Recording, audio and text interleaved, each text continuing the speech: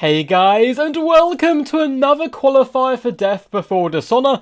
I believe we're on Season 8 now, so we've been doing this for quite some time, and boy oh boy do we have some badass warriors ready for you today. In the first semi-final, we do have Biblington, who's been a player that I've been watching quite closely because he's been improving over the last couple of months so much. He's a really talented Chaos player. Always good to see more Chaos mains in the scene. Up against Ice Power, who for a long time has performed rather well in these tournaments. And the second semi-final isn't yet decided. Both quarterfinals are still going on between Moore and Green and Lunacy and Spudhouse. So certainly should be a bucket ton of fun. Hope you guys are ready, as we're going to be popping into this first game quite quickly. It is Chaos versus Greenskins on Troll Country. Looks like these guys are ready to rumble as well. So without further ado, we're going to hop straight into this. How you guys doing? Let's go! I agree. What's up, Poland? Captain Morgan, almighty king of the ducks. Hope you're good today. I'm in a holding pattern at work right now. My luck. I'll have to actually start working again when it starts. No! No, Morgan! Hopefully you managed to sneak out and see some glorious action. What's up, Parkrilla? For Poland, Matthew, Yazir, CJ. Hope you guys are all good today. Man, this is going to be an awesome set of games. We have so many cool players, and a lot of these guys aren't like getting to the finals every time, so we're seeing some new players as well. Green, of course, who's facing Moore, which is going to be an epic saga. I wish we could have kind of cast that game as well, because both those guys I expect to be top-tier competitors who are evenly matched. Green, of course, last time did get to the finals and performed really well in them as well, actually taking out Ice Power last tournament, so we'll have to see if those guys do butt heads again.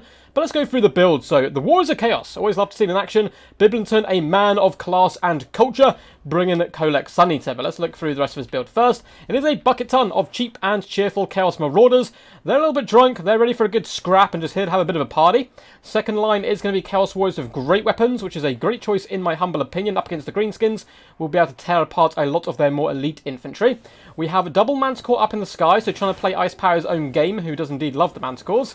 We have Chaos Pharaoh Manticore and a Chaos Sorcerer on a Manticore with a Burning Head and Fireball. The beautiful, glorious King of the Dragon Ogres. We do have Kolek Sunnyter looking as vicious as always, coming in with Star Crusher, which is nice to see. We have some Chaos Warhounds and a bucket ton of Skirmish Cavalry, which is kind of what you expect. Awesome stuff. I actually really like this build. It's pretty damn rock and roll. For the force of the Greenskins, we have a load of Skirmish Cav. We have Goblin Wolf Riders and Forest Goblin Spider Riders. So 4 Skirmish Cav versus 4 Skirmish Cav. Of course, the Greenskins will be more cost effective, but they may be able to be dealt with rather effectively with the Horsemen. The main battle line, we're going to have Night Goblins. It seems like Fanatics dotted all the way along, and backing up the Fanatics shall be Black Orcs. So it's going to be an interesting affair here, as the Marauders will be trying to deal with the Goblins, and then the Kelters of Grey Weapons will be trying to deal with the Black Orcs. Jules, I think, will generally favour the Greenskins because of the lunatics from the Gobbos, and the fact that Black Orcs are way more elite than Chaos Warriors. We have Grom the Paunch, the Smelly. Ice Power has indeed fallen to the dark side, it would seem, and coming in with the OP Lord, Grom the Paunch. Could certainly do some good work with some cycle charging. With a Giant Ritual Hag coming in with Spirit Leech, as well as an Arachnarok Queen. Regiment and Spider, I haven't seen in quite some time. Look at this little Goblin go! He's cheering on the lads, cheering on his Queen. Those summons can be really nice as well in a clutch moment. We also have Night Goblin and Shaman here. I'm assuming just Vindictive Glare. So Vindictive Glare and Spirit Leech spam here for the Greenskins. First Vindictive Glare is going to come in going straight after those Manticores, aiming at the Chaos Sorcerer of Fire, and I certainly expect all the magic to be poured into that guy from the off. Let me guess, Grom. You guessed correctly. We are indeed seeing Grom. What's up, Sidane? How are you? I hope I am not butchering your name too much. Hopefully going to be getting some games in actually with you rather soon. I've heard fantastic things from the DVD guys about you. The Night Goblins army pushing forward now, looking to drop down some Fanatics. They get a nice catch here on the Horsemen, but it is going to leave the Chaos Marauders to be able to get in there and do some decent damage, but Ice might just kite back with the Gobbos, keep them behind the main line and save up for the next Fanatics cast, because they're doing some pretty nice damage straight away. The Arachnarok Queen is firing some shots up into the Chaos Sorcerer of Fire, and more Fanatics are coming down at the Marauder lines, ripping and tearing those poor Vikings asunder. Yeah, there's going to be blood and limbs all over the place, not having a good day. Though, they only lost HP there, and it's, you know, not the most cost-effective trade. Manticore, as well as Kolek Sunnyter, does come to duel the Queen. A beautiful Burning Head comes down as well by Biblington, catching those Night Goblins. No more Fanatics for you. It's actually going to follow all the way through as well into the Orc Biggins. What a beautiful cast coming in by the Chaos player there, roasting so many troops. The second Manticore is going to join the party. It looks like he's trying to snipe the Queen. I think this is a mistake with Grom here, though. Grom takes an absolute pounding from Kolek. No, Kolek, keep up the fight. He's turned around and got distracted. Scholar Shield is popped on him. He was beating the snot out of Grom the Paunch there. He needs his horsemen to support as well, but they are currently busy trying to deal with Black Orcs, which of course is rather understandable. Grom is going to flee like the coward he is, abandoning his Spider and Giant Ritual Hag, though the Chaos Sorcerer Lord has kind of paid the price. Bibleton getting a little over-eager there. Chaos Warriors and Great Weapons are going to be dealing with the Black Orcs relatively comfortably due to the support of the Marauders.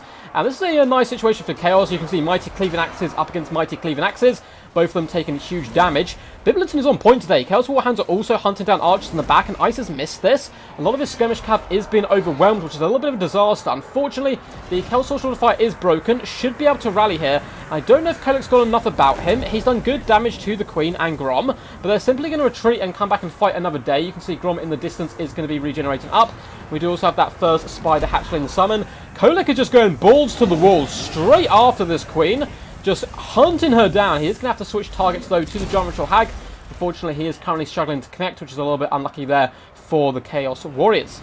Black Orcs are being kited now by Marauder Horsemen, who are doing a decent job here. Black Orcs will, of course, eventually be dragged down by them. Lovely Fanatic cast by Ice Power onto these Horsemen, just ripping through them, doing some really glorious damage there, though Grom is getting a little bit weak. Chaos Sorcerer Lord of Fire has returned. Needs to be very careful, though. With this Goblin on the pitch, as well as the Giant Ritual Hag, it's always going to be a danger of them just sniping you with those pesky abilities. A big Fireball does connect with the Queen, who is currently taking a bit of a pounder, but in comes Grom in the rear. Kolek Sunita does have Standard Eye popped on him, and a Vindictive Glare does go up, catching the Chaos Sorcerer Lord in the face.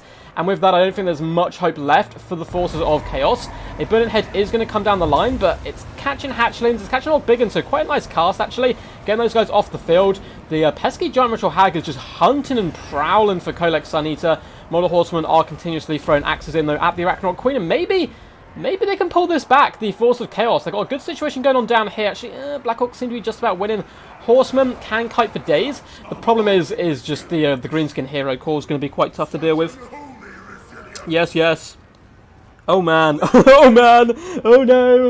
Indeed. The poor little gobos do charge in onto the Chaos Warriors. Once again, the Jump Hag is going to be a big pain. A lot of the Greenskin Skirmish Cav did survive, though there was a bit of lapse of micro, I think, from the Greenskin player, allowing the Chaos to get their Warhounds on them. But then he managed to react really well, Ice, here, and drag back the Ragnarok Queen to save the situation. And poor Kolek, he just went, like, straight in there and tried to give the enemy the business. I mean, he's got 2,300 damage value, but at the end of the day, it doesn't mean too much if you can't kill the targets. And he couldn't quite kill the Queen, couldn't quite kill Grom, couldn't quite kill the Giant Ritual Hag even. That's kind of what's caused the Chaos so many problems here. Yes, he got a ton of damage, but a lot of that damage was then healed up. GG's. GG's. That was some pretty crazy stuff. The visuals just distract you from playing? Oh no.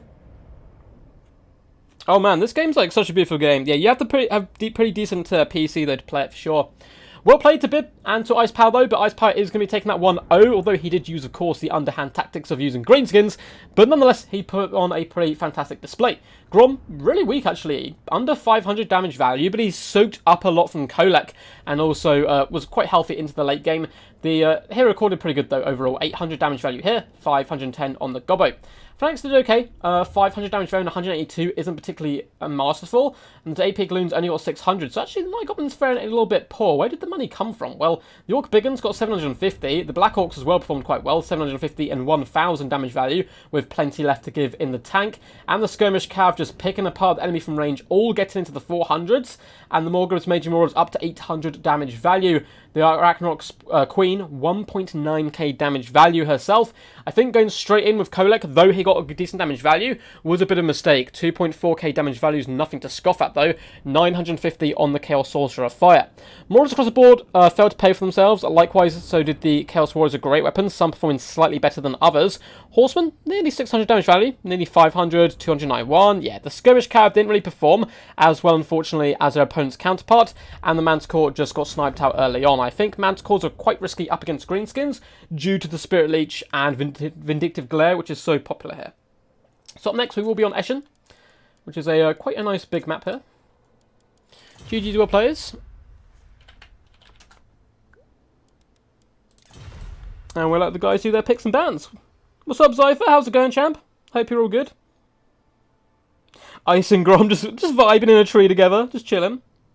Yeah, Kolek is such a big target. He did really good work, though. And the problem is he, like, and this is a problem coming up against Greenskins, like, he managed to half-kill the Spider. and then Grom would charge in. So he switches type to Grom, you half kill Grom, he falls back and regenerates. Giant Ritual Hag comes in, you half kill her, she falls back and regenerates, and the cycle kind of continues. And it looks like Bib unfortunately did run into that problem, but still put up a good display all round. Sebastian, Mr. Ducky, how delightful. Well, I hope you're all good, man. Hope you're having a good day, and we've only just started here. We did start a little bit earlier than was planned, because one bracket just went up really quickly. What's up, Martinez? Hola to you. And Matthew, saying hello. Hey Ducky, just turned on debug cam and still experimenting with it. Yeah, personally I don't like debug cam. A lot of top players do use it though. I think it makes just a worse casting experience, so I don't really want to use it, because switching in and out of cam for the game would be a massive pain in the butt.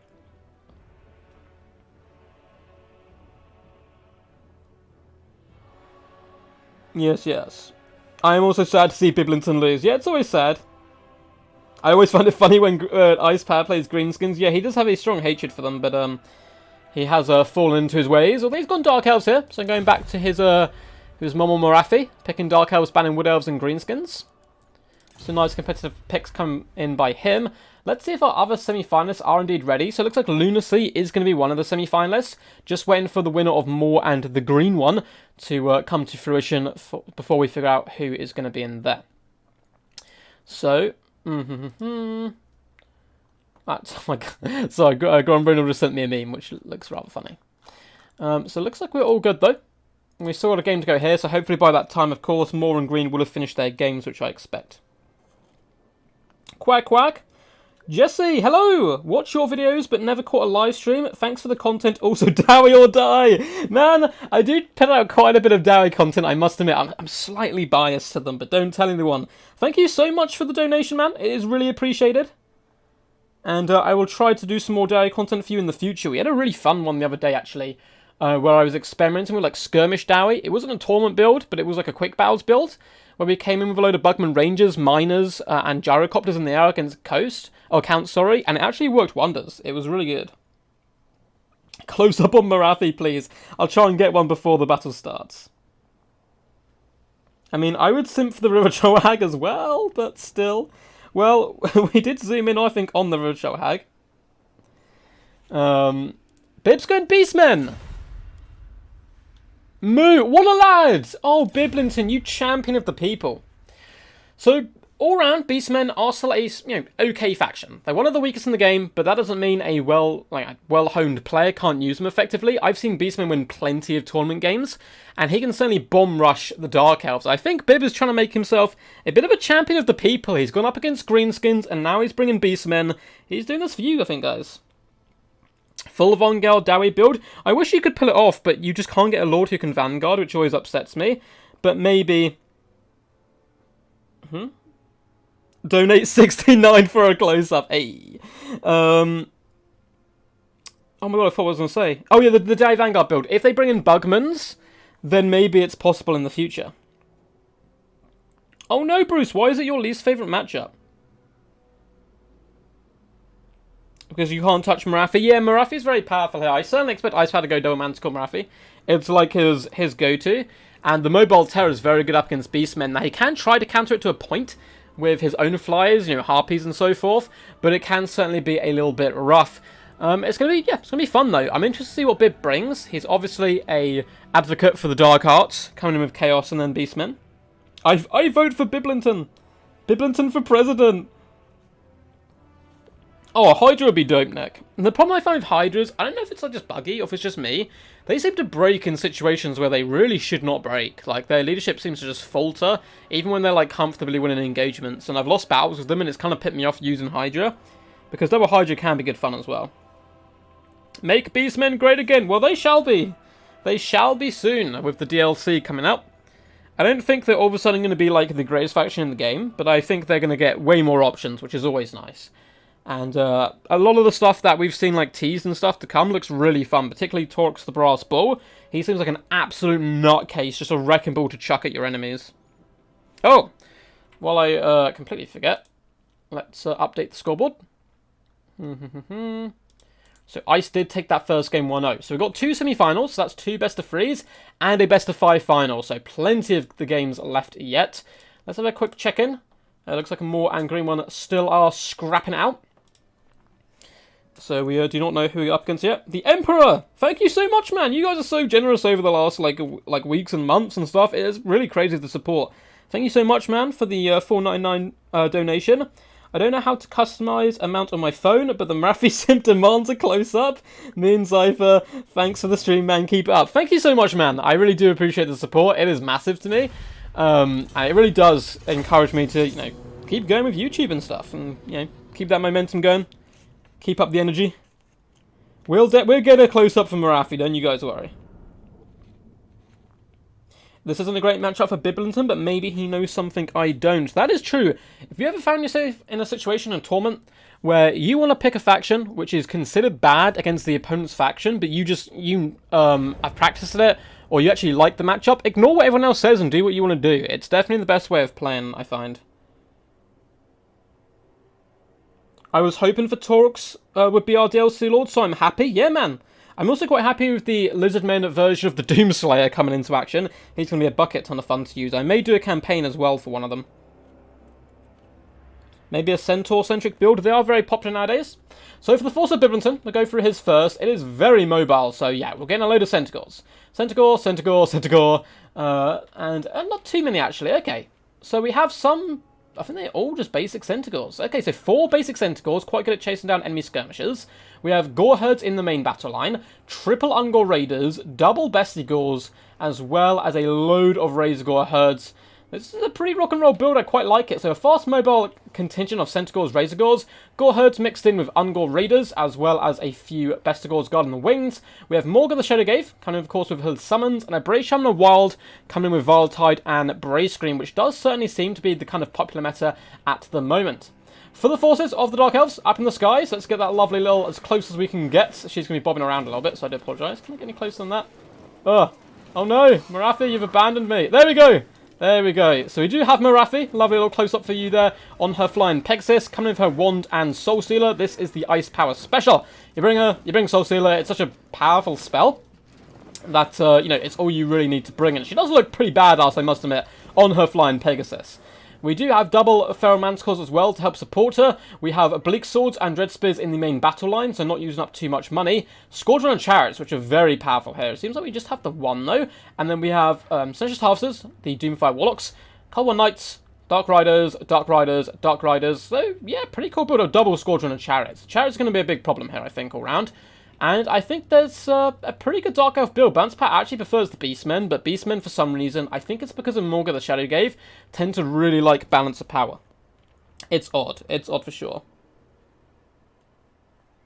How much AP on the Ungors? It's not much, but there's like a lot of them. There's 90 in a unit.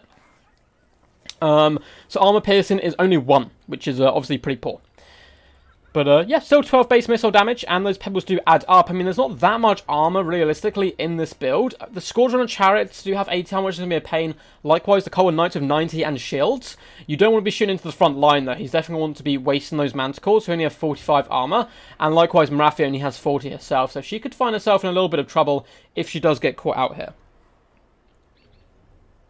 Glenn, Ice needs you if you're here. I don't know if we've seen Glenn today. I don't know. The mighty Saphir himself. Glitch balance buff Beastman, yeah. Yes, the close-up. Yuck, says Froze. Not a fan of Marathi, I see. Good luck, have fun. Looks like Biblinton's ready. There we can get a little Marathi. Looking as evil as she possibly can. She's a really weird model to actually try and catch because she bounced up and down so much on her mighty Pegasus. It's kind of cool with the little horn as well. Like, proving how angry it is and stuff. But yeah, Marathi, she's here. She's angry. And she's out for blood, no doubt. Don't know why she'd want to be fighting the Beastmen. Maybe getting their blood for some kind of dark sacrifice, maybe. Manuel Scotty, quack quack. How are you, champ? Hope you're all good today. Let's have a little sip of our drink while these guys do figure out their last adjustments to their builds.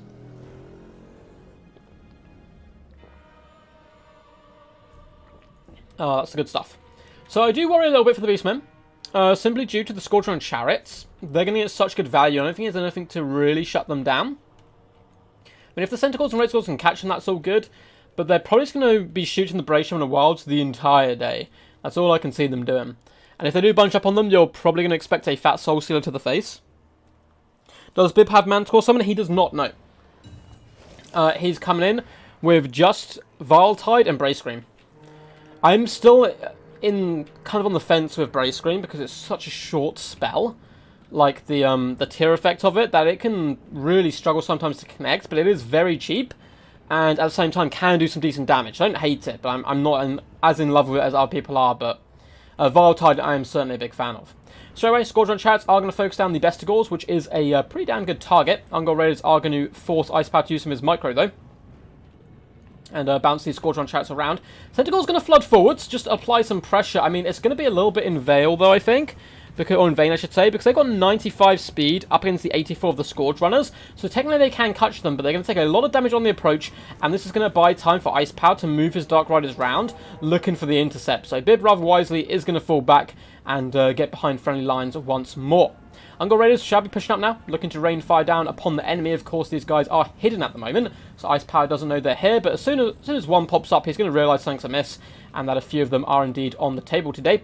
Centaur's being forced back, taking some pretty heavy casualties as well, straight out the gate. You can see 5 and 4 kills already, and now the Scourge Runners are going to be used as combat chariots to run over the Ungol Raiders, which is certainly a good idea. The Raiders aren't going to like this whatsoever. As you can see, they do get floored there, and they probably want to retreat, but it's going to allow Centaurs to charge in and catch the Scourge Runner chariots, doing some nice damage as well to them. The Ungol Raiders, though, this is kind of so frustrating, though, where the chariots don't get surrounded properly, and they're just able to pull just ahead of the enemy and kind of actually get pushed along by that attack animation. So very unlucky there for Biblinton. Goreherds push forward. Looks like Marathi and the double Manticore Bromance is going to jump down onto the Goreherds, looking to assassinate this unit, which has pushed forward quite aggressively. Squadron Chariots being used really as chariots at the moment to drive into the enemy. They need to be careful, though, because Razor Goreherds are slamming into them, and they'll certainly pick them apart with brute force. Bestigors and Centaurs on the flank need to continue to whip round and do as much damage as possible. Ungol Raiders have been saved and pulled back here. They're going to attempt to assassinate Morga here with the double Manticore, which I think is personally a bit of a mistake, because you can never actually really assassinate the Shadow Gate if you just survive so long.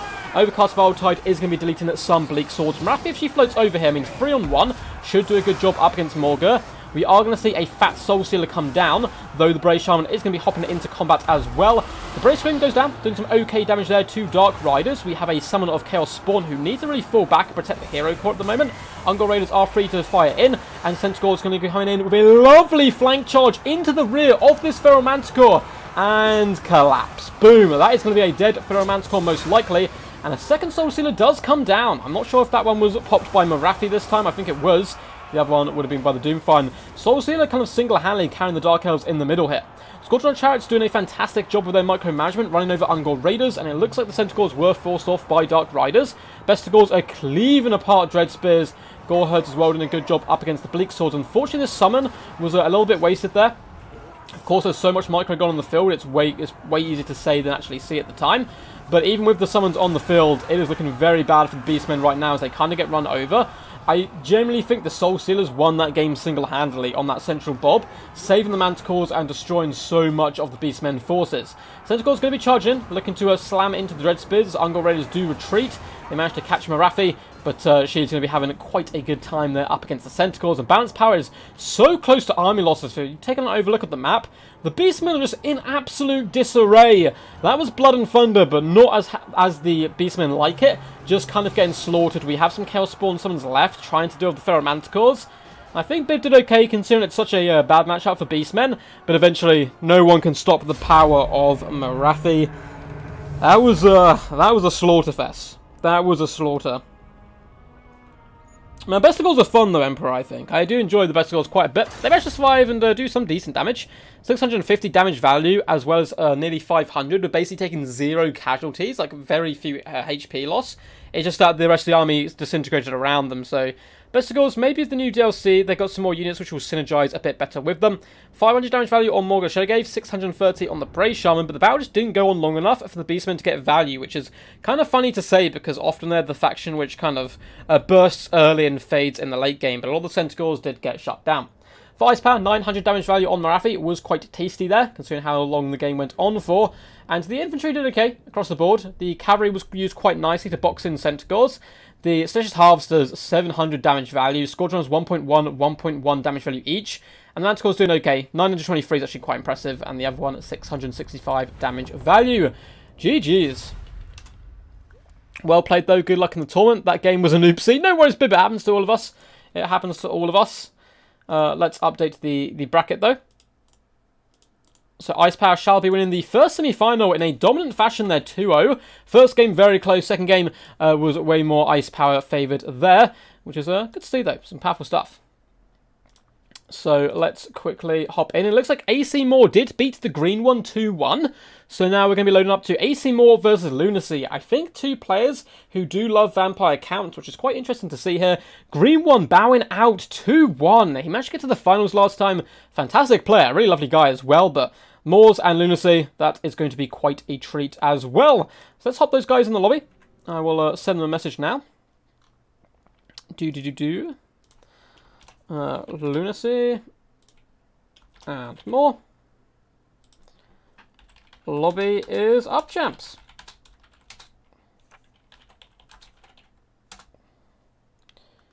Let's make sure they PM me if they can't find it.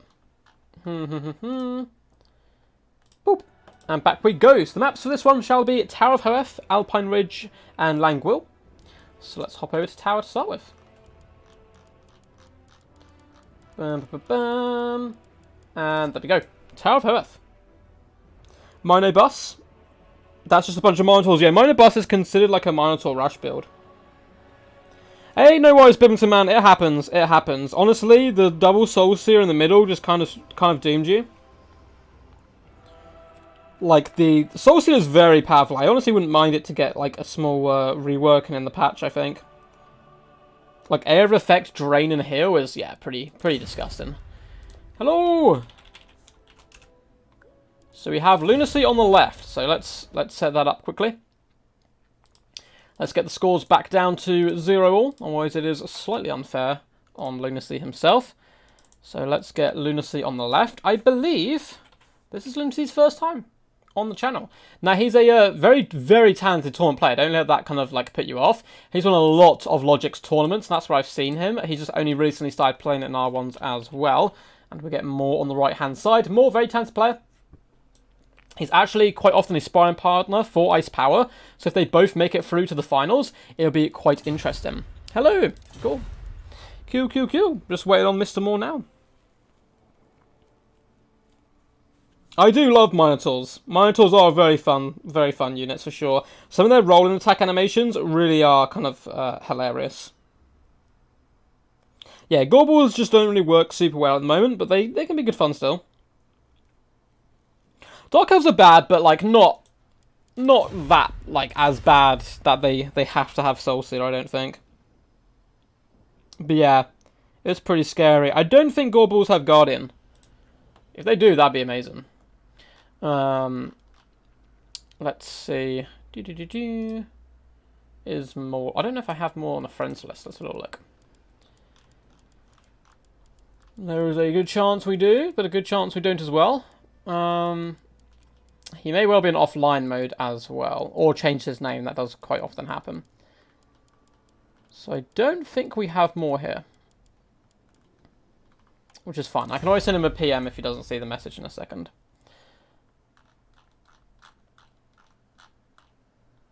Let's send him a message. Cool. Hey, bud.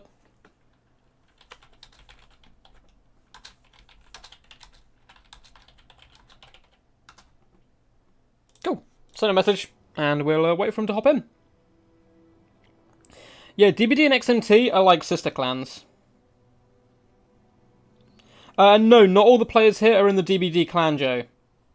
No, this is open to anyone. Death Before Dishonour is a tournament event I host, actually before I create the clan DBD. And it's a event that anyone can play in. But XMT, AC, and DBD are kind of all like... not the same clan, they've got their own clans, but at the same time, they're all kind of like sister clans, basically. So we shall wait on the Mighty Moor. Oh, that's a nice stretch as well. Yes, the Tower of Hearth is going to be quite an interesting map. There's a large plain of open field, but also the forested section on the right-hand side can certainly bring in some rather sneaky tactics. And then we have Alpine Ridge, which again is quite an interesting map because of the giant hill in the middle. So both these maps have quite a lot of tactical awareness you have to take into consideration when designing your builds. And yeah, the winner of this will get to face Ice Power in the next round. Trying to split attention between the I Am Lord episode on CC right now and this. Good luck, man. I'm really bad at watching two things at once. I did try today because both Logic and Ice were streaming this tournament, in fact. Like their runs in the tournament.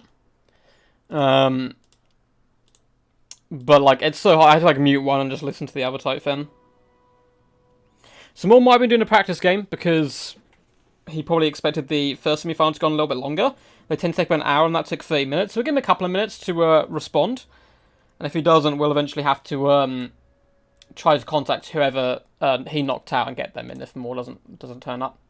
Which would be the green one, who's a very talented player himself. But let's see if I can drop you guys the challenge bracket.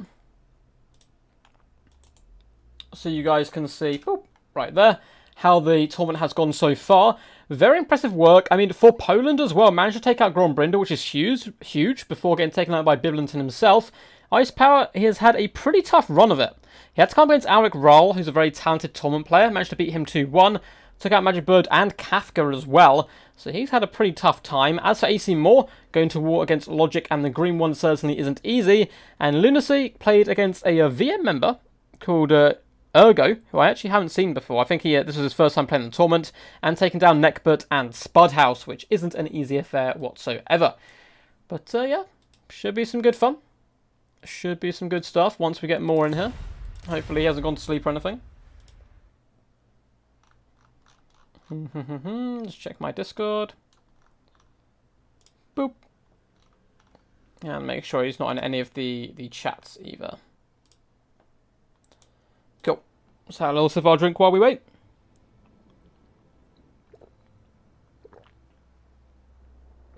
That is indeed the good stuff. As I got older, I appreciate water like so much more than I did before. Yes. I think it's still a rough match for Dark Elves.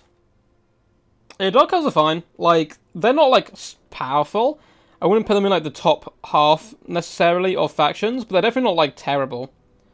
They're not as bad as like people make them out to be. There's a few factions I think they're better than, particularly obviously Beastmen themselves. Water is all you need. I don't know, I'm a duck man, I need bread as well. I need bread on a regular basis. Cool. The Hydro homies. Yeah, like when I was a kid, like I was like, oh, water, I don't need this pesky substance to survive. I'm immortal, I'm a kid. And I'm an older person. I'm like, oh my god, I have to drink like all the time or I feel like I die. You love Executioners? Executioners are pretty fun. Executioners are really cool units. Again, they're a little bit niche in which matchups they can perform well in, but again, that goes across the board for heavy infantry in general, like elite heavy infantry, really can suffer at the moment in the current meta due to just heavy skirmish cav, a lot of magical damage, and that good stuff. But I think they're maybe changing slightly in Total Warhammer 3, particularly with the forces of the demons who come in with that massive magic resistance, I believe, across the board, at least for Khorne, as well as magic attacks and all that good stuff. Favourite units at the moment? Oh man, yeah, they're so much fun. I got 2k value with them today against Logic. Oof! I was popping it in and out of the games actually, Emperor. I did see you play him. I think Logic just about managed to pip you in the best of 3 if I'm not mistaken, but you put up a pretty impressive fight. And a good old scrap, which is what I like to see. Come on, more champ. Not like him to be late. We'll give him to like quarter 2 before we try looking for a replacement.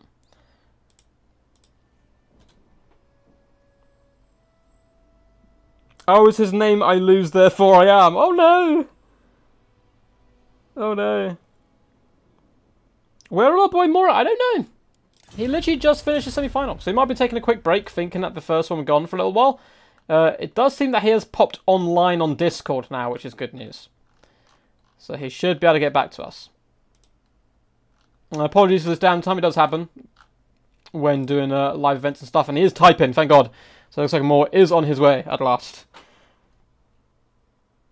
I got to go back to work at 1. Want to see one more? Well, he's on his way. It would seem, or at least he's typing, which is a good sign. And we'll have confirmation soon. Hopefully he hasn't had to start off anywhere. I liked that he picked Skarsnik. Skarsnik's very fun. Skarsnik's way more fun than Grom.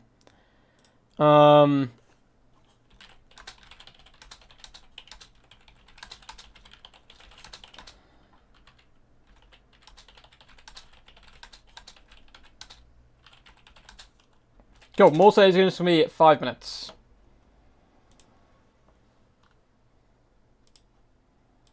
Which is all good. So more is on his way. He is dashing in. Which is fantastic news for us. Does it have time to chill though? Discuss, theorise about the latest DLC, or the newest DLC, which shall be coming to the table soon. What units are you guys expecting? What are you hyped up for? What are you not hyped up for? I'll be late for work for this. This is acceptable to me. This is a life choice I can live with. Well, more say it's going to be 5 minutes, so we're going to have to hold on there. These guys will have to obviously pick their stuff. Call in sick. It's worth it, trust me. Trust me. More is on his way.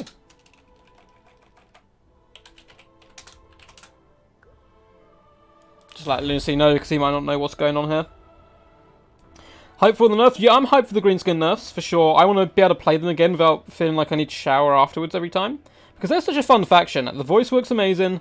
The units are really fun and thematic. It's just like you can't really bring them at the moment. Oh man. Yeah, a 4-arm. The Gorgon's going to be crazy. He's going to be crazy.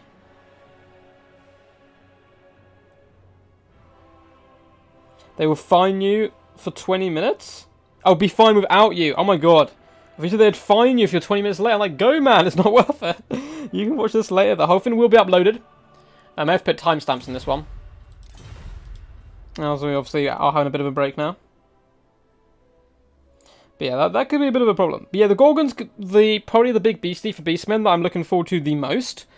To see how it's implemented. I'm hoping it works in the same way as a Hell Pit Abomination, where it's competitive in a few matchups, but not like disgustingly OP or anything. But this like fast-moving, regenerating, gigantic Minotaur, it's going to be hilarious. And with the model, like the improvement to models since Game 1, I can really see these new units looking fantastic. That's why I'm so excited for the Lizardmen stuff.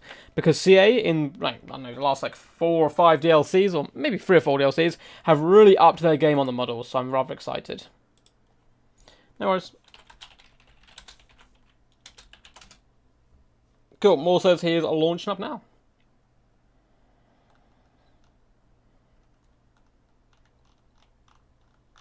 QQ. So he's getting ready to rumble, and here he is! Hello! The boy has arrived, the prodigal son, the Messiah. Hello boys, so for today, no worries man. I don't think he realised the first semi-final was going to be over so quickly because it was quite a swift affair. Both factions using really, well, both players using really aggressive factions. So, maps are Tower of Hogarth, Alpine Ridge, and Langwell. And let's see who picks some bands first, I believe. It is Moore, yes. Yep. Hey, it's our boy, he's returned! He's returned! Do we have unit rosters for the new DLC? No. We do have Kislev for Warhammer 3, but that's it so far.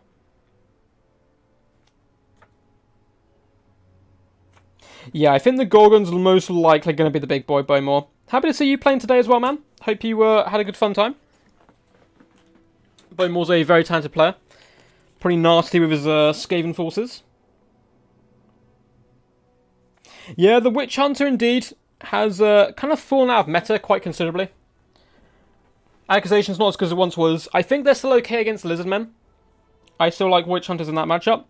But they are certainly less common than they once were, unfortunately, which is a bit sad.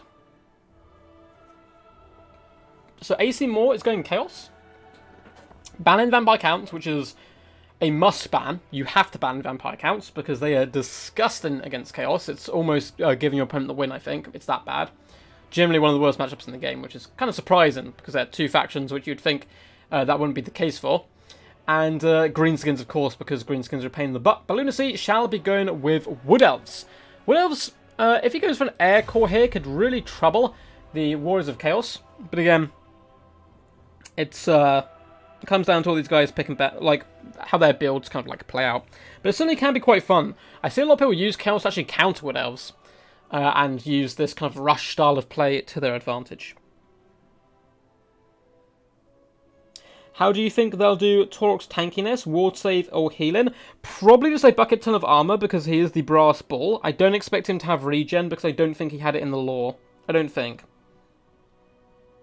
Yeah, Accusation like is better now as far as like lore wise. I just mean as far as multiplayer scene goes, it's obviously slightly worse.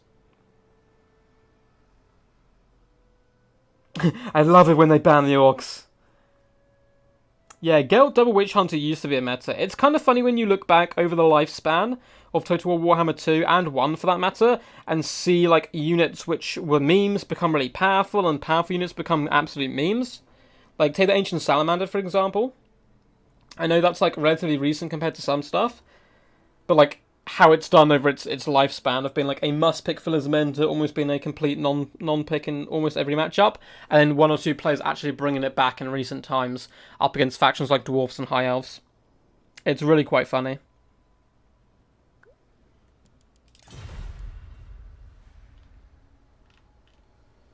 Yeah, Lunacy is going to go with Elves. Looks like he was scheming and plotting, seeing if he had the build ready, but he's managed to conjure one.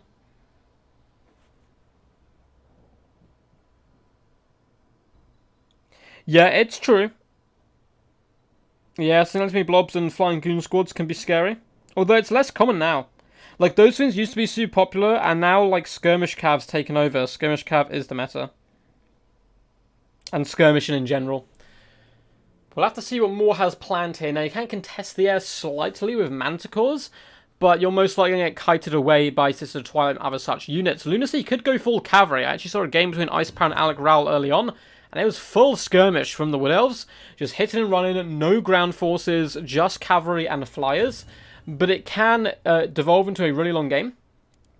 Like a really long just like skirmish game, and it's like who can get the value where. Can the skirmishers get enough value before they run out of ammunition and are forced to engage? Orion, please. I would love to see Orion right now. Alien with archers aren't great, but they're really good in some matchups. Like they're a must-have. I actually really like Alien Reavers to counter enemy skirmish cavalry. I think that's kind of the job they do. Wicked Deed, the man, the myth, the legend, the god of war himself, the Evermod has arrived. Hope you're doing good today, man. I was real gutted we couldn't get you in yesterday's King of the Hill. We will be doing streams late in the week. It's going to be slightly different than what I planned. Because I'm actually getting my like vaccination jab tomorrow, so I don't know how I'm going to react to that. Probably not great, knowing me and like tablets and jabs and all that kind of stuff. I'm like fine having them, like I'm not scared of needles or anything, but my body seems to be like, no, I don't like this. I know what this is. So I will be definitely streaming tomorrow, but I think Battlemania, which is a big weekly tournament hosted by Logic over on his YouTube channel. The grand finals for it was cancelled last Friday and moved to this Friday and then moved back to Thursday. So I'll probably just stream my point of view of that, and then maybe we'll get a stream Friday. If so, though, it will probably be a smaller, kind of just light-hearted event where I'll probably get other people to play on the channel rather than myself. But maybe I'll play, maybe I won't. We'll have to wait and see. By the way, for the forces of the Wood Elves and Lunacy, we have Eternal Guard dotted through the front line, forming a glorious shield wall without any shields. Spear wall is what I should say with those Eternal Guard. And with Wildwood Rangers, please, Lunacy, prove me wrong. I have never seen Wildwood Rangers pay for themselves, I don't think. They always seem to falter quite badly. I'd love to see them in action and get some glorious work today. With Glade Guard with Starfire Shafts mixed in with Hagbane Tips dotted all the way along in a lovely little bow line. We also have Glade Riders with Spears and double Wild Riders over on the left-hand flank. Leading the forces, we have the cheap and very uncheerful Drycha. She's a pretty spiteful creature in general, coming with Pendulum and her summon. I quite like also bringing Melkov's Mystify on my Ice member. This is a really fun Wood Elf build. is bad to the bones. We're just going to go to war with you. We're going to take you on head on and try and do some damage. For the Warriors of Chaos, we have Chaos Marauders dotted in the front line, as well as Chaos Warriors in the second line. So just going mass infantry, looking to absorb as much damage as possible. We have Horse Masters down on the ground, as well as Horsemen on the other flank.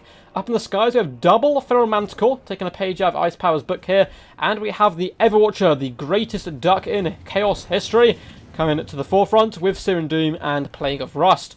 Good stuff to see. It's going to be a fun game. I don't think the Chaos are prepared to face this style of build. But again, it's to be expected now. Lunacy's got a lot of his force in the forest, which is absolutely fine because he's allowed to advance through. Likewise, though, AC Moore does not have to engage in the forest, which is good news for him. Quack, quack. What's up, Dutch Flavour? How are you doing, champion, today? Yes, yes. Cloak of Isha can be really good, yeah. Yeah, we got the big bird. We got the big bird. They look cool, but usually do nothing. Yeah, that's what I find of the Wildwood Rangers, unfortunately. So the forces of the Wood Elves are advancing now. Good luck, have fun, say the lads. They're going to be pushing forward. The Glade Guard going to get their bows ready to unleash hell upon the enemy. Branch Wraith is charging forward, and it looks like the Marauders will be taking the initial brunt of the damage. They are bronze shielded, only 15 armor though, so they're going to be getting roasted a little bit alive. But again, if you're shooting Chaos Marauders, you're not going to be getting great value. A lot of the Horsemen have started to float out. Oh god, what did I say there? Put on a random accent all of a sudden. They're floating out to this right-hand side. There we go. Moving around, looking to pip some pressure on the Wood Elf flank there. Looks like all the cavalry is actually going to go for a real overlap on this right-hand side. Up in the skies, you have both the Manticores as well as the Everwatcher, keeping a nice distance away from the main battle line for now, and the Marauders are starting to push forward. Wood Elves looking to kite backwards, so they're shooting and kiting to the best of their ability. It looks like the Dishonour Guard shall be holding the line down a little bit as the Glade Riders do start to fall back, but more archers are going to continue to rain in fire as well. It looks like the Wood Elves really want the majority of this fight to take place in the trees. The problem with this is the Warriors of Chaos do not have to take this fight whatsoever. And he needs to be a little bit careful though. Does need to attack even whilst retreating here and moving his forces back. Wild Riders up on the left-hand side seem to be unaware of the impending doom on their flank by those Horse Masters. Glade Guard are going to start to pepper down the Horsemen, trying to do a little bit of damage to them as the Marauders do once again push up. Dishonour Guard are standing just on this hill as well, trying to get the best engagement possible. Glade Guard falling back to the tree line and starting to pour in the fire. Poor Chaos Marauders are taking quite a beat now, and the Wild Riders are going to start driving their horses forward, or I should say their mighty stags, straight into the Marauders, breaking this unit up instantly before falling back once more. Searing Doom does go down on the Glade Guard of Starfire Shafts, doing some nice damage there. And it looks like we have a load of Horse Masters now lurking in the trees themselves, cutting off the retreat of the Wood Elf folk, who have taken the high ground, which is a really good tactical choice here. Obi-Wan Kenobi would be very proud of you right now. Chaos Warriors are charging forward, but looks like they're going to get counter-charged by the Wildwood Rangers. And maybe this is their time, their hour to prove me wrong. They downhill charge into the perfect target of armoured Chaos Warriors. It looks like they're doing a pretty good roast them. It looks like the Warriors are taking on 2 units and 1 go, however. The Glade Guard have switched their targets onto the back, aiming at those Horse Masters who are being driven off now by the Wild Riders. Wild Riders need to be a bit careful here, though, because they will get picked apart in the long game. Fat Pendulum does come down the line on the Chaos Warriors, doing some good work. Wildwood Rangers up to 19 kills now. This unit up to 24, doing some good work. We have the first summon going down on the Chaos Feral Manticores, trying to finish them off for good because they're going for some assassination gooning attempts on Dreicher. But the Glade Guard are really laying on that fire thick into the Manticore, who's kind of getting annihilated here. Big fat Searing Doom is going to come down, catching the Glade Guard with Hagbane tips, catching the Glade Riders. The Everwatcher is in enemy territory right about now. Manticore's flown over to support, but a lot of the Chaos forces are starting just to break and run for their lives. They had so much infantry, but it's been mopped up here by the elite warriors of the Wildwood Rangers, plus, of course, effective shooting so far. And there's a nice little fire base on this left-hand side, which is almost untouchable. Horsemen are trying to wrap up and around, and if they can shut it down, that would be massive. The Everwatcher is going to push through as well. Just as I said, it's untouchable. It gets completely compromised. With horses roaming down the hills, bounding over leaps and bounds, straight onto those archers, looking to break the backbone of the damage output that is coming from the Wood Elf forces. And the more Glade Guard could be shut down. There's a lot of Chaos Warriors starting to force their way through the front line now. Good cavalry play so far coming in by AC Moore, doing some glorious work.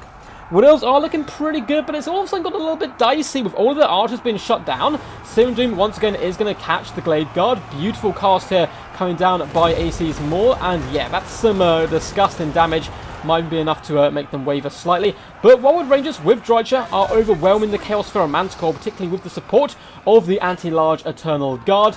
And there's just not that much infantry left. Chaos did get into the back line, but it took them quite some time. We do have more Chaos Marauders starting to float back to the main battlefield, and we have another Pharaoh Manticore who certainly can hit hard despite being in a weakened state. In the trees, we have Wildwood Rangers who seem to be in a bit of a retreat and now are flooding back.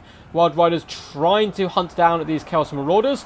Pharaoh Manticores have been dealt with, but it's certainly not over yet. I mean, elves tend to be rather squishy, and if you get the good engagements against them, you can certainly pound them down, and all of these Glade Guard getting overwhelmed and shut down. Wild Riders trying to countercharge, but they're so heavily outnumbered, and the cavalry contingent may be able to carry this, particularly for some fantastic Searing Dooms, which more does continuously pop here. Wildwood Rangers, though, up to 88 kills, trying their best here to prove you wrong, but despite that, still only 770 damage value, and they are rather expensive. A load of Horsemasters seem to be wavering here. They lost a ton of health in one go there, perhaps a pendulum that I missed, and are being forced back, which is really sad because they've gained the mobility game here and can certainly overwhelm the Wood Elf forces, but Glade Guard of Hagbane Tips have managed to spread out to this flank and starting to pour fire in here. If the Horsemen can stabilise themselves and hunt down all the Glade Guard, they can kite the Wildwood Rangers really effectively, because these poor boys only have 40 armor, which is pretty pitiful. The Pharaoh Manticores are doing a good job up in the skies as well, hunting down troops. We have even more horsemen rallying to the cause, trying to finish off the Glade Guard. There are Wild Riders countercharging in the forest, which is pretty huge. Wood Elves, of course, as the name would suggest, fight fantastically in the woods, but they might not quite have enough to overwhelm this Chaos Pharaoh Manticore. Only time will tell. And the horsemen are now rotating around. Decent ammunition left on these guys, and it's probably the time for Chaos to kite a little bit more, like the Wood Elves were doing at the start of the battle. The Everwatcher is very healthy still as well. He does have a bucket ton of magic, of course, with Arcane Conduit and all that good stuff, just giving him more and more wins here. Might be able to tank. Yeah, this is going to be tough. This is a very close game so far. Wood Elves are just all over the place at the moment, but they're trying to come back. 65 Wildwood Rangers here. 35 in the distance are dealing with the Chaos Warriors quite nicely. But there's a lot of Horsemasters left. And Horsemasters with Cycle Charging and Big Bird could prove to be slightly too much. Balance power is still dead even right now. Horsemasters continue to Kobe and launch Javelins into the Wildwood Rangers, doing some pretty decent work here. But the fact these Glade Guard of Hagbane Tips are still fine is a little bit of a nightmare here for the Force of Chaos, because the Horsemen can certainly be overwhelmed. But Horsemen in distance are finishing off the remainder of the ranged troops. We've got some more hidden in the trees, but they don't have long left. Wildwood Rangers are going to try and engage with the Everwatcher, but he decides to pop down a Searing Doom. Well duped by Lunacy. Top play here. We pulling back for the most part, though. This unit does get caught a tiny wee bit, taking a few hundred hit points there. Nothing too crazy, but the other unit did manage to escape rather nicely. Customers are being finished off here. It looks like the majority of the ground forces of Chaos have been dealt with. Balance power slightly in favour maybe of the Wood Elves, but it's hard to tell. Glade Guard are being finished off for good here. Eternal Guard trying to save the remainder, but look how much ammunition is left on some of these horsemen. And with the Chaos Pharaoh Manticore, you can come in to snipe in the late game or harass routing troops. Everwatch is simply going to be cycle charging between the Hagbane Tips and this main blob. If the blob does come in though, it needs to be careful. If a Searing Doom comes down, that can be game over in one foul swoop. Horsemen do need to get prepared though. I mean, they need to finish off the Glade Guard, but then come back and focus down the Wildwood Rangers. That's going to be key, because you can finish off Drycha in the late game with the Everwatcher. He does do magic damage, so her physical resistance is going to mean absolutely zero. Just rush of Horsemen, yeah, he's going to have to do that for sure. For sure, but he's honestly more lost the infantry game, but due to some wonderful playing, wonderful skirmish from his Horsemasters, he's managed to claw himself back in this game, but it's certainly not over yet, particularly if the Manticore gets caught in the forest, because Wildwood Rangers do get a pretty hefty buff when they're fighting in the woods, and the Manticore does seem to be wavering every time the enemy come close. Likewise are the Horsemen, and we still have more Glade Guard pouring in shot after shot.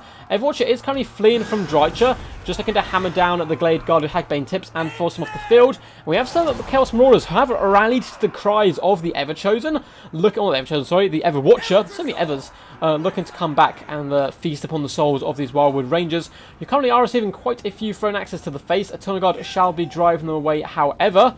And it looks like Horsemasters will be emerging from the sneaky shadows here. Outgraded Plague of Rust goes down on Drycha, and the Everwatcher is going to be taking this engagement. Horsemen do come with a surround, down to 20 armor, 2.6k health, and the Everwatcher should probably be able to deal with her rather effectively, but I don't know if overcasting was worth it. I think saving up for Searing Dooms might be better. Like, yeah, get the one basic Plague of Rust down here, because now the Wildwood Rangers will be able to emerge from the shadows and come in and save. A big fat Pendulum is going to come down. Horseman managed to juke just about there. The Everwatcher is doing nice work to Drycha now, but not as fast as you'd expect, particularly with all these lovely Wildwood Rangers coming back to attempt to bodyguard. If you have a little look at the mini-map, there's quite a few units scattered over the course of the battlefield, but many of them won't have any impact on the battle. It's kind of what you see is what you get for the most part. Horsemen looking to finish off the Wildwood Rangers where possible. Drycha is continuing to push forward. Lunacy is falling back to his Glade Guard here. He needs to be careful. He cannot hide in the trees here. He must attack. Actually, no, he does. There's still some units he can indeed chase. So these guys can't stick here too long, but they are coming back out once more, just doing a bit of a tactical retreat there for the most part, trying to lure in the Horsemen. Glade Guard Starfire Shafts are continuing to shoot into the Everwatcher, who, to be honest, is going to be quite happy to take this. Like, you can fall back all you want, but Drycha will unfortunately get absolutely hammered here by Javelins, the Everwatcher, and a Plague of Rust coming down upon her. Though the Wild Rangers are going to be advancing, so that's a little bit scary, and Drycha simply can fall back to the forest. A fat Pendulum shall be going down on the Horsemen, who just about, some of them manage to tank it. The others do take damage. They're running rather low on ammunition at this moment, and it's a rather close end to the game here. Yeah, and Searing Doom could work really well. Yeah, this is game 1. Oh, have I I may not have updated the scores, I'm not sure. But this is game 1 between these guys. It's been a rather long game, 11 minutes. The Drycha is just going to be tanking off Plague of Rust. Glade Guard are still attacking, but I'm going to have to message Lunacy in just a second, because he cannot just attack from the trees. But, Lunacy, you must advance, my friend. From trees. Cannot just sit in them and shoot. Well, actually, yeah, it's Guard are fine for now. I'll let it go for now, but like, as soon as these guys are out, I mean, he cannot just stick in the trees like this. I obviously know why he wants to get the fight, and it's kind of the rules do kind of work quite badly for Wood Elves in general because of that, but Wood Elves are powerful enough, and Glade Guard are being shut down now. While Wood Rangers are going to be pushing forward, Everwatcher will quite happily take this engagement now that they're isolated. The Wood Elf forces really need to stick quite close together, and the Everwatcher shall be dropping his Searing Doom down, probably not catching the Wood Rangers. So Lucy is going to be able to dodge them for the most part, and now both players have found themselves in the dreaded trees. Chaos Marauders and the Horse Masters just vibing out here at the moment, looking to get some good engagements. And also the Horse Masters, as well as the Everwatcher, should just rotate round here, pull out of the trees because he has no obligation to attack right now. And the Wild Riders and Wildwood Rangers, are getting a buff right now. It looks like he's just quite happily going to be running over these troops. Eternal Guard are also falling back as well. Horse Masters just going to be pushing forward and dragging the enemy out. Going to be using their javelins with those 360 no scopes to rain fire down. Yes, yes. He has insane magic. Who you talking about? Well, the big chicken. The big chicken, yeah, can do some certainly good work here. So the Horsemen just going to be falling back. A lot of them have ammunition, but this unit of 19 still has 9 volleys, which should be enough to do some massive work here to the Wildwood Rangers. And the Eternal Guard are trying to push as well, but they are continuously falling back. And more Wild Rangers are going to start pushing up here. Drycha is driving forward alongside the Eternal Guard, looking to try and apply some pressure to the Everwatcher. And both these players just really trying to manage this late game. I think it's going to be almost impossible for the force of the Wood Elves to win this, realistically, because they're just going to get Cycle Charge down, like, really effectively. Eternal Guard do push forward, but the Everwatcher is simply going to swarm them, and every time this happens to a unit, the Everwatcher is just going to pound on them. And, like, the Wild Rangers, they're trying to stick to the trees where possible, but just AC Maul's going to have absolutely none of it, and just continuously fall back. Some of the units are wavering, which is kind of surprising, to be honest, due to the kind of course of the battle. Even the unit with a load of ammunition is starting to waver. Everwatcher does charge over onto Drycha. This might be time for him to pop up his RNG, because he's been a little unlucky so far, but Drycha is down to 1.5 at the moment. The Wildwood Rangers are starting to teeter on the edge as well of kind of losing that. Morale's so low at the moment. They've got some decent kills, but I really doubt they've paid for themselves, despite being alive for the majority of the battle. Drycha being finished off here isn't going to be a good day for her whatsoever. Plague of Rust going down to 20 armor, and it looks like Lunacy shall be bowing out. Whew, that was a hotly contested fair. Well played to Moore. I think he was certainly on the back burner and in a bad position up against Lunacy in the mid stage, but moving his cav up, round, through the trees and hammering down on the Glade Guard when he did, really did win him the game because they were pouring on so much pressure and firepower. Drycha 1.3 damage value is good work. Eternal Guard did okay. Across the board. While we're Rangers, in 800, 960, 697 damage value isn't bad, but I can't remember how much these guys cost. I feel like it's really expensive. Like, is it like 1,100 or something? I'll have to double check to see if they pay for themselves. But they didn't do terrible. 450, 700, 600, 680, and 640 damage value on the Glade Guard. Wild Riders, 525, 335, and 53 here with the Cavalry. As for AC Moore, masterful play with the Everwatcher. 3.2k damage value. Yeah, disgusting work. Really did help carry the day. Marauders suffered. They suffered. That is the life of a Marauder, and likewise the Warriors. No perfect targets for them to deal with. The Horseman play was masterful. Not the best damage value, but 1k here, 1k here. Bracing Marauders suffering a bit more. Manticores really didn't do too good, but the Cavalry play really did drive off the enemy rather nicely. Lunacy is going to go Greenskins, ban Lizardmen, and Vampire Counts, which is certainly two good bans. Looks like he's a little scared of Moore's pressure here. Droicher's overrated. Droicher's underrated. I barely see anyone bring her. She's got some... she's your caster and your lord in a super cheap package with a summon as well, so I think she's pretty good. Basic Marauders don't have the greatest stats, no. Norscan Marauders are slightly different because of the Berserk stuff. Reverse Jinxing too strong. Too strong! What's up, Glenn? Hope you're doing good, champ. Off to work. You kids have fun. Catch you later, Jesse. Thank you again for the support early on and for tuning in. Don't worry, this whole thing will be uploaded later. Hey, just noticed we got 69 watching. Bound chicka bound well. Oh, yeah. Yeah, the Big Bird did good. The Big Bird did very good. Map is Alpine Ridge, yes. Yeah.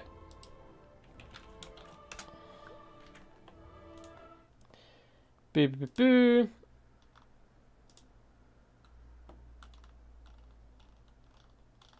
Awesome, awesome, awesome. Started seeing some messages. Probably got some news for someone who wants to be joining DBD that I'll message them afterwards. I think they've got the go-ahead. So we'll be gaining a DBD member very soon. Yeah, I quite like Droicher, honestly. For her cost. I don't think she's like a world beater or anything. She's not going to win you the game single-handedly, but for what she does, I think she's pretty solid. And I have a really nice stream to watch while eating. Enjoy, man. Enjoy. Like this stream's going quite swiftly here, so I won't be going quite as long as the King of Hell yesterday, so I will sure be devouring food afterwards, man. I've got some glorious fish ready to rumble. Ready to rumble. As a duck, I feel like eating fish should be part of my repertoire, right? Ducks need to dominate the ponds.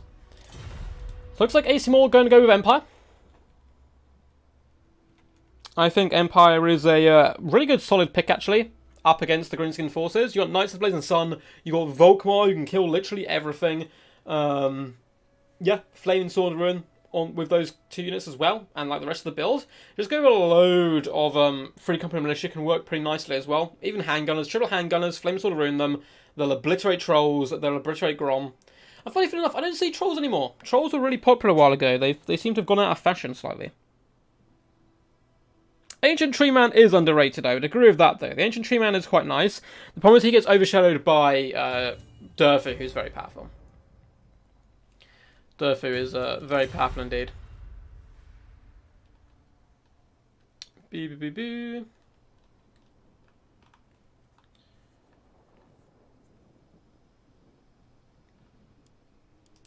Cool. And it looks like it will be Empire v Greenies. So we got some more Greenskin action for you guys. I saw a Wonder of the World the other day, one of the signs of the apocalypse, actually. Greenskins were used there in this tournament, and a best of 3, both times lost. Which is always fun to see. I love to see Greenskins getting their butts kicked, I must admit.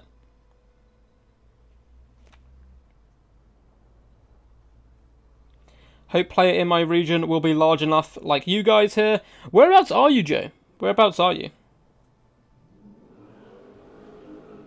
Yeah, Strong Me Lord, Law of Fire can do a pretty work here. Oh, you mean Law of Life? Yeah, he's pretty good. Durfu's just a better one. Oh no, Durfu is definitely better than the Ancient Tree Man, 100%.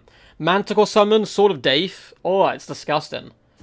Yeah, the Law of Life's good, but all you need to do is bring Durfu, Sword of Daith, Flock him if you want, but Manticore Summon 100%. and then you bring a Branch Rife with Earthblood and Scroll of Shielding, and you're good. Like, that combo is so powerful. It's so disgusting. In Thailand, I think there is a big community, like, in your time zone. But I think they are kind of, like, separated a little bit from, like, the Europe and American community a little bit. Because Europe and American kind of linked up quite a lot. Which is good to see, though.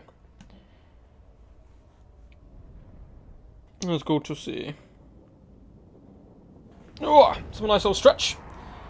And get ready for the madness, the carnage of Greenskins versus Empire. I hope we get Volkmar. I think he's very powerful here. He's a nasty character in general in the game at the moment, but he's also very nasty up against Greenskins because all their heavy hitters have a weakness to fire, and Volkmar, he'll be bringing the Wrath of Sigma with him, so I certainly do expect to see him here. For the force of the Greenskins, it is the standard. It is the Grom the Paunch, coming with all his buffs. It is an Orc Shaman with Brainbuster and a Giant Ritual Hag with Spirit Leech. No Vindictive Glare, which is a little bit sad, but still, Brainbuster is very powerful. We have Orc Biggins, Orc Boys, and looks like some Gobbos in the mix as well, just dotted all the way along, just go nice and wide. Orc Boar Boys, so a nice cav contingent. These guys have become very popular in recent times, so 4 units of them.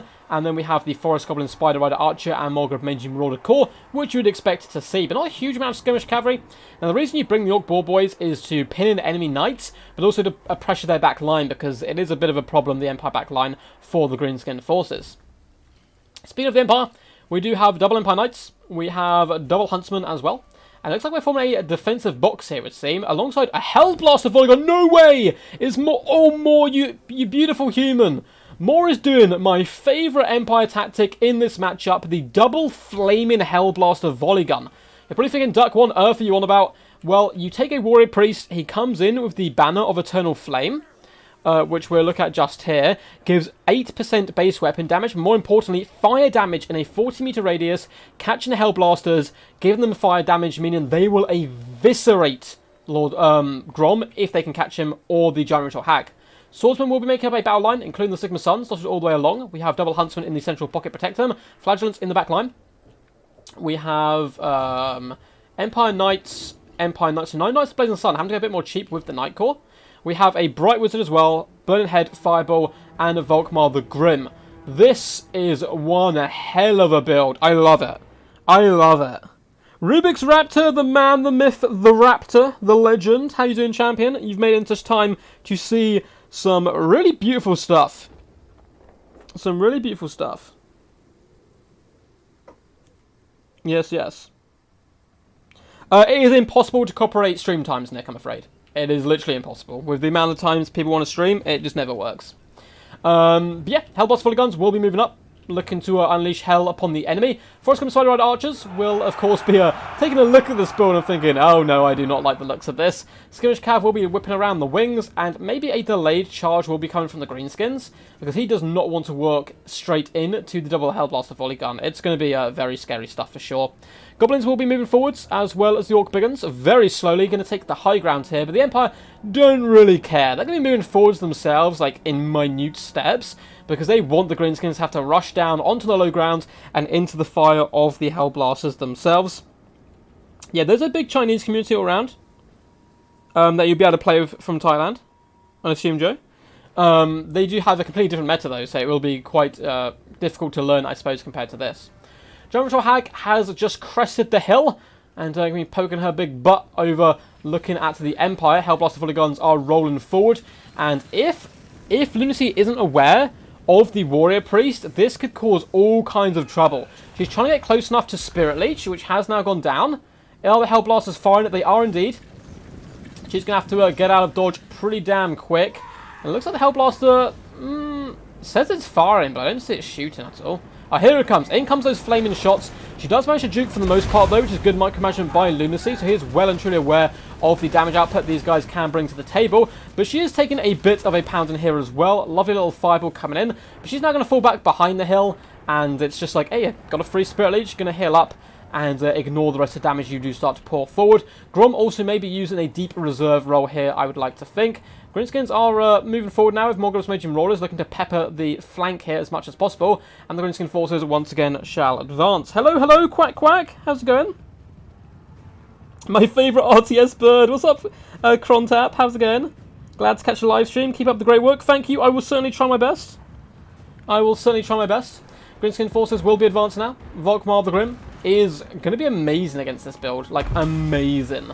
Because, yeah, the Skirmish Cav can pepper him down, but apart from that, nothing in this build is really good against him. I mean, you do have the big uns.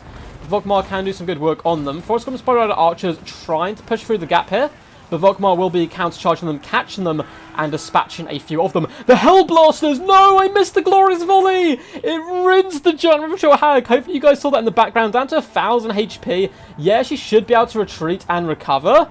Unless this volley, like, shatters her. She is so low. Look at those shots connect. Down to 700 health, getting closer and closer to that healing cap. Now, the Greenskin battle line is about to hit. Volkmar the Grim is going to be able to butcher them quite nicely. 8-pick Loonies are trying to retreat, but Volkmar really wants to hammer these guys down as much as possible. And the Orc boys who are currently fighting. Huntsmen vibing on the flanks seem to be trying to apply pressure to the archers, who are trying to finish off the Hellblaster volley gun crew. You can see these guys are kind of juking back and forth slightly. Empire Knights need to chase these guys away. You don't want them nearby because those volley guns are so pivotal to this build. Fanatics come in doing some lovely damage, but likewise there's going to be a Banishment to counter-punch. 8-pick Loons are getting destroyed here by Volkmar. Banishment should also help beat up these Orc Boar boys. Yeah, they're taking huge damage by that Banishment. Lovely cast there by Asimor. Volkmar should be able to escape relatively unharmed there. Big Brainbuster Shogun down on the Huntsman, doing some good work. Volleygun still has all 3 pieces active. This unit only 1, and the Empire player does finally notice and start to push back against the enemy skirmish. I think Empire certainly have the upper hand so far. Burning Head's going to come down, finishing off Goblins and Orc Boys as well. But the front line has broken. Orc Boy Big Uns are well and truly into the jar here. Empire Knights need to countercharge this, because if they lose their Hellblasters, that is so much value just gone out the drain. Swordsmen are trying to fall back, but those Orc Boys are piling pressure in from all kinds of angle. No, the Orc Big Uns get caught up here on the Swordsman. Hellblaster volley guns shall be able to get off 1 or 2 more precious volleys. And they do seem to be aiming at Grom the Paunch. Volkmar, as some call him Volk Daddy, is rolling in the back, breaking up Goblins and Orc Boys and all that good stuff, trying to save his Huntsman with the Empire Knights. Orc Boar Boys are going to be forced off here, and it's looking pretty messy so far. It's an absolute flustercluck here in the centre, and Overcast Fireball misses Grom, which is a real shame here. Hellblaster Volley Gun, though, applying that pressure, doing massive damage here, getting some really nice work off, and the second Hellblaster Volley Gun is down to just 1 model, but can still fire at the moment, though. Good pressure from Lunacy, with his cavalry, is starting to do some good work in the back there. Brainbuster goes down. Roasting infantry and knights, but the infantry is unbreakable, of course. Balance Pie is slightly in favour of the Empire, but not by much, because the Hellblasters have been dealt with. Well, this one still has 1 piece left, but that's not saying too much. War Priest is a bit of a nuisance. I mean, up to 7 kills and hammering these guys down. Any character who uses giant hammers in action has my consent, particularly double Warhammers. He only has a single one, which is a little bit sad, I'm afraid. The Orc Shaman has returned, as has Grom the Paunch. The Rivershore Hag, is she haggling over here? No, it's more Ghost Mage Marauders. Where is the Hag? Did she survive? She has survived and come back to the fray. Spirit Leeches could be pretty key, but she's going to get slapped straight in the face with a Fireball, and that honestly might be enough to break her at the moment. Volkmar the Grim may have to carry this in the late game, but one of the Hellblasters is still shooting. The other one seems to be running for its life, only 5 crewmen as well. Big fiery doom comes down, brought down from the sky by Volkmar the Grim, who's trying to draw Grom, but Grom's going to have to be left to the late game here, I think, for the most part. The Orc Shaman is about to gain a duel with a Warrior Priest, not what he expected to do or have to do this morning when he woke up.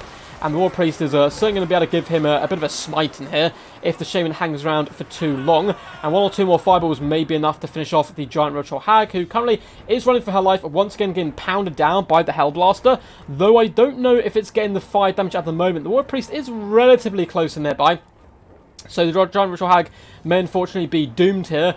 And the Empire is looking strong. Balance Power is like quite even, but I think that's because of the health of Grom right now. Orc Shaman's being dealt with. There's a few Orc Boys around, but not that much realistically. We're just going to be able to finish off the mighty Volkmar, and I think we might be seeing Greenskins losing here, guys. I think we might. The mighty Volkswagen, indeed. Man, that volley followed up by the Fireball, yeah, that was pretty disgusting for sure. Grom the Paunch is going to be taking some shots now, probably from the Hellblaster, who once again is getting fire damage from the Warrior Priest. The Skirmish Cav's trying to get in there and do some good work. Lunacy's done a fantastic job micromanaging these guys to finish off the Hellblasters. But Moore really pulling off a world-class display here. I think he's been phenomenal. He didn't put many steps wrong at all, if any, in this matchup against the Greenskins. And Lunacy's a top-tier player, so it's really tough to bring his Greenskins down. Huntsmen are being fished off by Grom, trying to focus fire on both sides. I'm kind of speaking like the game's over. It's certainly not. There's a few good tools left, but this last Hellblaster is like, I will not run, I will fight to the death, does take away the Greenskin magic there of the Orc Shaman. I think the Giant Ritual Hag has been slaughtered, so that's no magic, and the lads are wavering. We do have 45 Orc Biggins here, but if Moore plays this correctly, he can save a Banishment or the mighty kind of air effect damage from Sigma to finish those guys off. Likewise with the Orc Ball Boys. Orc Boys do eat a charge here, which they're not going to be happy about. If they get charged in the Empire Knights, they can do good, but it really does come down to who actually gets the initial engagement there. Skirmish Cav is trying to use up the remainder of its ammunition on the Hellblaster volley gun, which unfortunately does fire into the ground here. It does not have the best arc of shooting whatsoever, and it's quite short range, which is the downside, but we've seen how good it can be. Shield of Faith goes down, giving it that damage resistance, trying to absorb the remainder of the Spider Rider Archer ammunition. Volkmar is just buying time, though, and honestly, the longer the game goes on, I understand Lunacy wanting to finish off the Hellblaster, and it looks like he may manage to do so, but it's just buying more and more time for more magic to come to the fray, and we're going to see Fireball after Fireball. Lucky banner has been popped on Grom the Paunch. Volkmar will chase him to the ends of the earth, however, and the last Hellblaster, unfortunately, has gone down, but that does not mean we have the end of the Hellblasters, because there is 2 more over here. And he can certainly, if he can move his box over that direction and rally these guys, they can indeed hop on and use it, which is pretty hilarious stuff. Skirmish Cavalry does try to engage with Volkmar, but they're not going to be enjoying that whatsoever and getting pushed back quite nicely.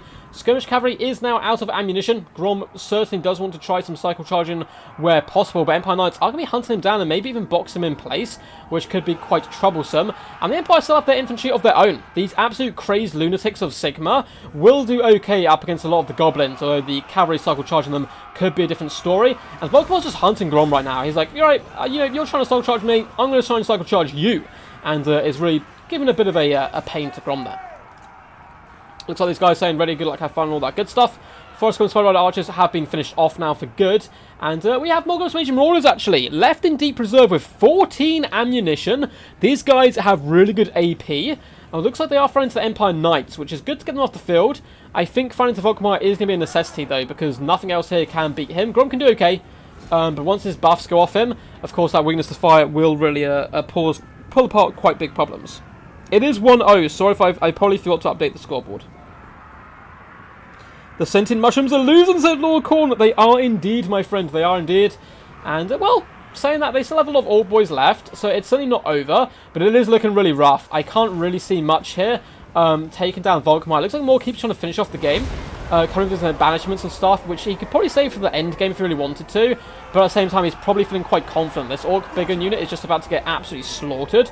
Likewise, Swordsmen are just about going to skirt around the side of it. It looks like, for the most part, the banishment did avoid the chosen of Sigma. These swordsmen getting caught up a little bit here, unfortunately. In the distance, we have some troops being chased off by the Orc Biggins, and it looks like the Greenskins really trying to just buy time to heal up Grom where possible and buy more time for those sneaky skirmish cavalry. Oh, don't know why that message popped up again. The Hellblaster volley crew need to be hopping back on, and they have. Oh yes, they've hopped back on. The Hellblasters, and all 3 are active once more. Beautiful Hellblaster play. This is, oh man, I wish I could have made a video out for this, but it is good to catch it on live stream as well. As these guys firing in. It looks like though they'll be caught by the Spider Rider Archers, so the Hellblaster volley gun resurgence may be slightly short-lived here as they try to skirmish in a little bit. Morgus Mage Marauders just going to use up all their ammunition now on Volkmar. They're kind of running out at the moment, to be honest. In a sense, Grom is going to be running over troops, hacking them down with his mighty axe, cleaving them asunder, and drowning himself, gorging himself in their blood. Was healing up as well, which is good to see. He is only up to 51 kills, and we've seen Grom perform pretty badly so far, and only 260 damage value on him here. Wow. People are slowly, very slowly starting to kind of figure him out a little bit. Hellblaster Volley Gun crew may well be forced off here. Frost Golem Spider Rider Archers are trying their best to chase them and rout them off the field, and Asimor, quite rightly, is trying to save them, which is the correct decision here, and allow the Morgan Major Marauders to get damage value. You know, there's 26 Marauders here, so it's going to be a little bit painful. 6 ammunition left.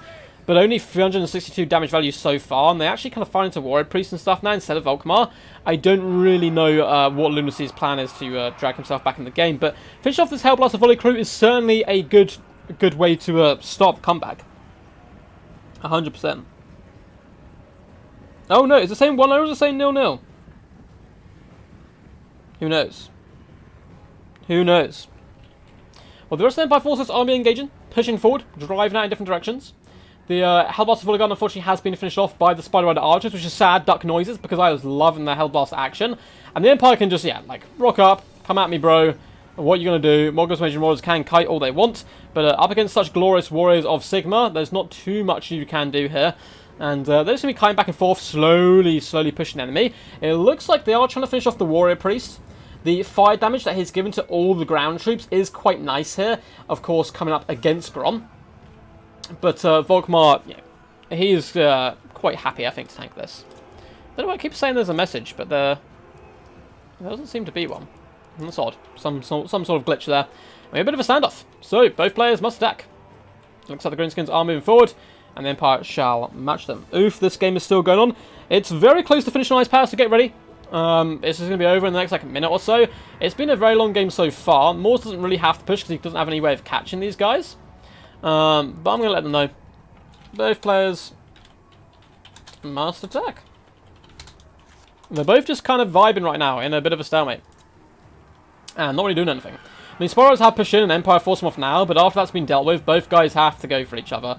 Because otherwise, obviously, Lunacy's just trying to save up HP on Grom, which is a good battle tactic. But, I mean, it's not actually going to work really well because he's just buying more Winds of Magic for AC more here. Grom is going to charge in. Volkmar is going to counter-charge and start to push him back. We do have Goblins starting to push forward, looking to drive into the heart of the enemy. Orc Boys as well are driving in, as well are the Morgrub's Mangy Marauders. Empire just trying to kind of slap at gnats right now and really force off the enemy where possible. Goblins being sacrificed into the Great Maw here of the force of the Empire. Go on the Paunch, Lucky Banner has been popped. Warrior Priest is holding the line. It looks like we're going to be getting a fireball as well. It does connect, doing some massive damage. Grom is going to be going down. Warrior Priest likewise. But if Grom goes down here, there is simply zero chance that the Greenskins can fight their way back into this. I think it's over anyway. But, I mean, Lunacy's done a fantastic late game management here, really trying to scrap his way back in. But, yeah. Grom is nearly at his healing cap. Volkmar isn't, and he's full health. He probably has plenty of room, because there's not been too much done to him. Yet he's got plenty of room left to regenerate, which is going to cause all sorts of problems for the Greenskin forces here. All boys do charge in. Volkmar the Grim rolling them under wheel and hoof. Having a big fun time there. Warrior Priest does engage with a counter charge onto Grom. Volkmar follows it up, and it looks like the Warrior Priest does bite the bullet, but he has done the Lord's work. Smiting well, basically blessing those Hellblasts. I suppose that's what he's doing realistically, that banner, right? He's like, I bless you, I bless you. The poor Gobbos, yeah, getting sacrificed there. All the Empire forces are being forced off due to good cycle charging, but, like, Volkmar's just way too healthy here. Balance Power's actually pushing towards army losses even. Despite the fact he's realistically the only thing left sight in here. Chadmar the Grim. Volkmar's very powerful right now. And his Mishlosh does indeed cause terror. I think that is the lore-accurate reason. Bright Wizard being forced off here by the Orc Boys. And Lunacy really scrapping right now. Trying to find a way back in. Maybe if I can cycle charge with Grom, he's probably thinking right now. Maybe if I can pin him with the Orc Boys, there is hope. And he's going to be trying to normalize the bounce pad as much as possible. But, like, it's so bad right now. It's so bad. Volkmar is just too Chad. He's so Chad. Looks like he wants to charge the Orc Boys. And looks like all the Goblins are currently running for their lives. Lunacy is moving forward with Grom the Paunch, and the Orc Boys can be trying to get the flanks here to try and pin in the enemy where possible, but it's not going to do him too much good. Grom is going to eat a charge now by Volkmar. Yeah, you can try and pull away and allow the rear charge to the Orc Boys, which is smart, but again, he's still going to be taking damage as he does do so, and Volkmar can just kind of vibe right now. He can just vibe. He's going to have a lot of big shots coming from the sky soon as well, and we're going to be seeing the cycle charging of the cavalry trying to drag down Volkmar, but yeah, it's not going to work. It's not going to work, I'm afraid. Orc Boys getting dragged down with every charge in. They're actually starting to waver here. Surprised there's been no tear outs go down for the Greenskin forces. Does Grom give immune to psych? I believe he does, actually. Yeah, he gives the buff, right? Who knows? I didn't play Greenskins, to be honest, so I never know these things. Lord Boys coming over surround. Grom has engaged in hand-to-hand combat now that Lucky Banner and Axogrom is active. We are going to be getting the big old smitings from the sky, catching the Orc Boys, both units, as well as Grom the Paunch. And that shall be game. Well played. A closely contested game. We've seen Greenskins lose once again to the force of the Empire, who are becoming a bit of a counterpick. It's an even matchup, I think, now. It's an even matchup. But, yeah, Lunacy scrapping to the end. I don't mind him, continue to play. I think all hope was lost for quite some time there. But, if he, I've said that before, and people have come back and won it. 700 damage value for Grom, 1.1k on the Orc Shaman. Doing a pretty solid job here. 8 Peak Loons, 600 damage value. Orc Boys across the board, not doing terrible, getting decent kills. And the Cavalry, 1000 damage value here, but the rest kind of struggle a little bit.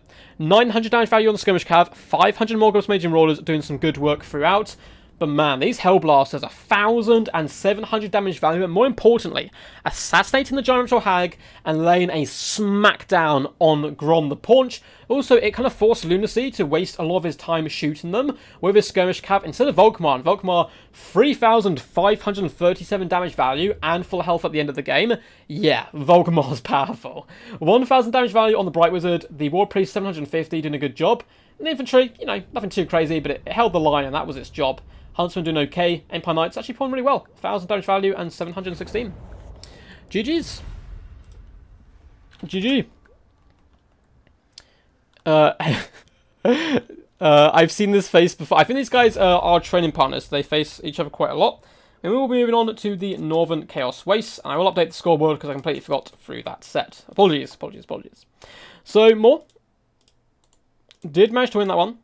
Boop. 2-0. With some dominant displays, playing rather well. But we will be replacing Lunacy, who bows out, making a fine debut on the channel though, fighting really hard. And it's really no shame to go out to Moore. He is a very talented player. And we have Ice Power. So winner of this will be booking themselves a slot in the Grand Finals, alongside Chosen One and Void so far. I'm definitely still in that build. Any excuse to use Hellblasters? Oh, agreed. Agreed. Drag Volkmar down. Volkmar's very powerful right now. It's very powerful. Nice to meet you in the finals once again. Ice. YouTuber. These guys I think are good friends. So the maps shall be Northern Chaos Wastes. Karak. Asgul. Storm. Demon. Schwarsterhafen. And Itza.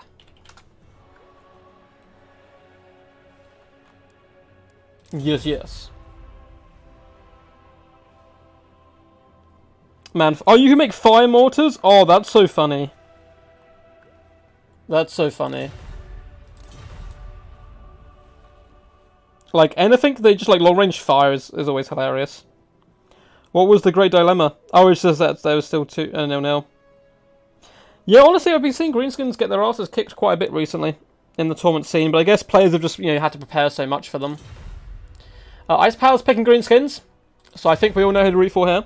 Ice Power has abandoned his morals and once again shall be leading the forces of the Green Boys.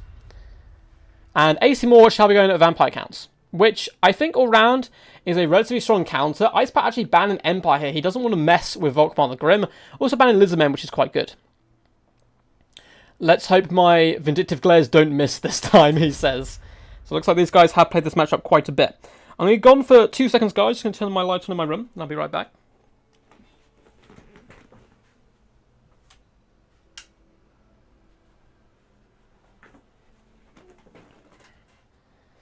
I have returned. Oh, what do you guys think of this matchup? How do you think it fares? Most people didn't consider it to be count favoured, but Greenskin players are certainly catching up. Ah, some glorious water. Ice Power is ready. The man, the myth, the legend. Ready to hunt down the enemy.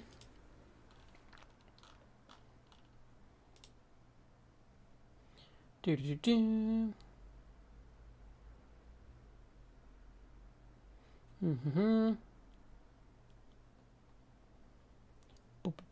So I'm just reading a little message I got received from Corn, which is good to see. Awesome. Awesome. And we have no questions on Discord, so we're good to go. When AC Moore is ready. Of course, there's no rush. But greenskins are totally balanced, but they keep losing. They keep losing. We need to make greenskins great again. That is the problem for them right now. Getting destroyed too often. So this is the best of 5.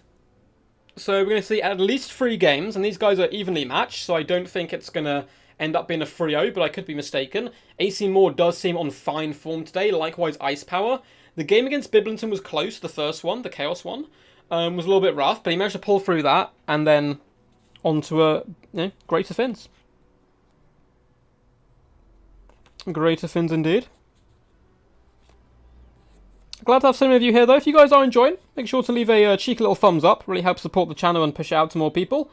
And yeah, let me know if you do like this format as well. You want to keep seeing the DBD content, because it is something that I'm just continuing to like, basically have as a constant. Not necessarily every week. We've been doing it every week at the moment for this season. We've been rattling through quite quickly, because we'll probably start the next season with the DLC. Maybe the day after the DLC, or on the DLC day. These two played this match in the final of Anticity's tournament on Monday. Interesting to see how it goes this time. Interesting. I really need to catch more of Anticity's streams. For those who don't know, Anticity is someone here on YouTube and Twitch, I believe, who does some really good content. Really good, really talented player as well. So yeah, it's gonna be a fun map. Kind of like a watered down Alpine Ridge, this one. Like a much wider hill, but less of a blob. Less of a blob. Count Tellus! The champion of DBD. How's it going, bud?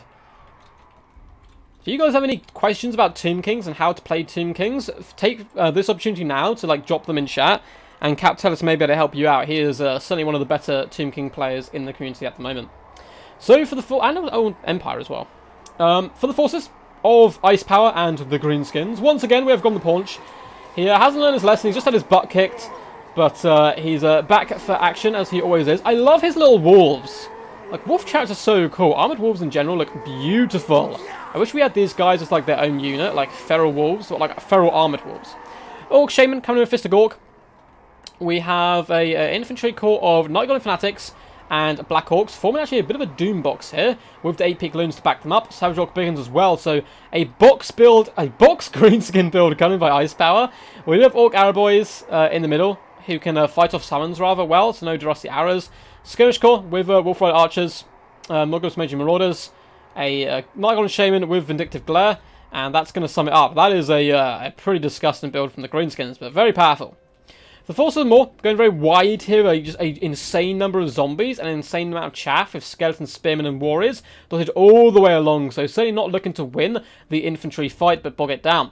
And allow the cycle charging of Black Knights, Black Coach and even more Knights or Blood Knights as well here, all glorious. So double Black Knights, Blood Knights, double Black Coach to cycle charge down the enemy. We do have a White King down here on the ground, a Necromancer with Invocation of Nahek and a bit of a battery, and a Strigoi Ghoul King up in the skies with Invocation Heck. The, I always forget what this is. It's Sank of Nagash. The magic missile of Nagash. What is it? Gaze of Nagash. There we go. And the command of the Unliving. A load of skirmish cavalry will be trying to pep down the enemy, but realistically, the zombies and other chaff will just roll forward, and the battle will take a little while to get underway.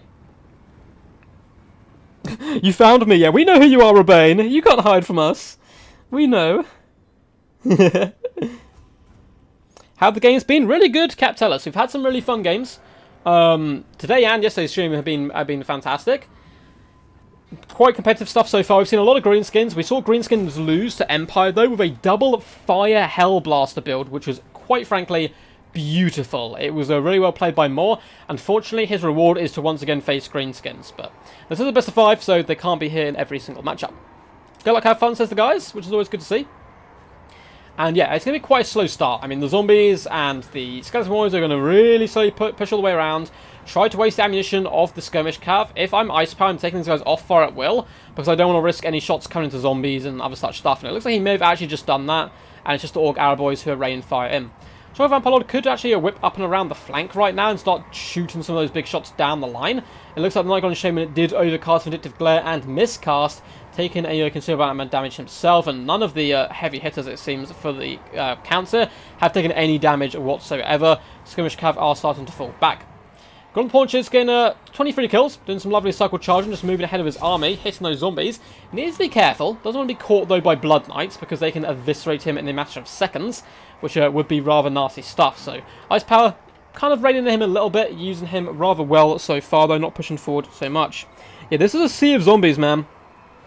A sea of zombies looking just to swarm the enemy. Grom once again charging, just feasting upon the souls of zombies. The Vampire Lord, or Sugar Vampire Lord I should say, does dart down and then swoop back up once more, looking to avoid what I assume is a Vindictive Glare, but once again the Night Goblin Shaman does miscast, which is really bad news for him, taking quite a bit of damage. Fanatics do go down on the Skeleton Spearman, with the Night Goblins pulling forward. The Vindictive Glare does come in, and it does connect all its shots, doing some lovely damage there. Again, that can be healed, whereas the Night Goblin himself cannot.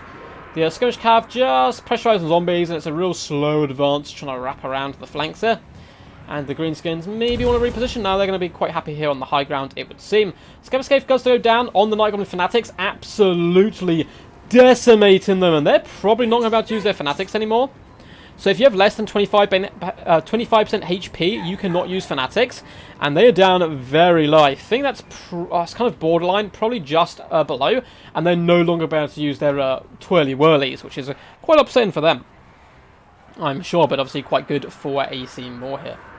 More pressure coming in by Orc Boys. Rain of Fire at the moment onto the White King, but he's going to be juking it back and forth. Good play all round. Once again, the Night Goblin Shaman overcasts and miscasts. He's miscast 3 times in a row, which is a little bit unlucky for him. Down to 1,100 HP. His Vindictive Glare should go off in a second. He is firing, but the Ghoul King has landed, so it's kind of messing it up, and maybe it won't actually fire in the end because it's been blocked, which is a real shame.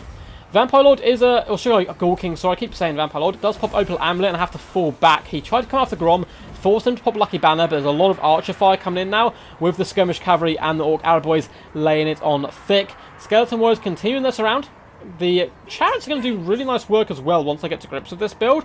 Just rolling through it as long as they avoid Grom. Who's your money on, though, now that you've seen the early skirmish phase? I mean, we've lost some zombies. Orc Arab Boys really trying to focus them down. But there's all the heavy hitters left for the counts, and I think from the Goblin damage he's taken compared to the Strong Vampire Lord, it's probably actually gone relatively decent for the counts, considering this isn't the part of the battle they're really hoping to succeed in.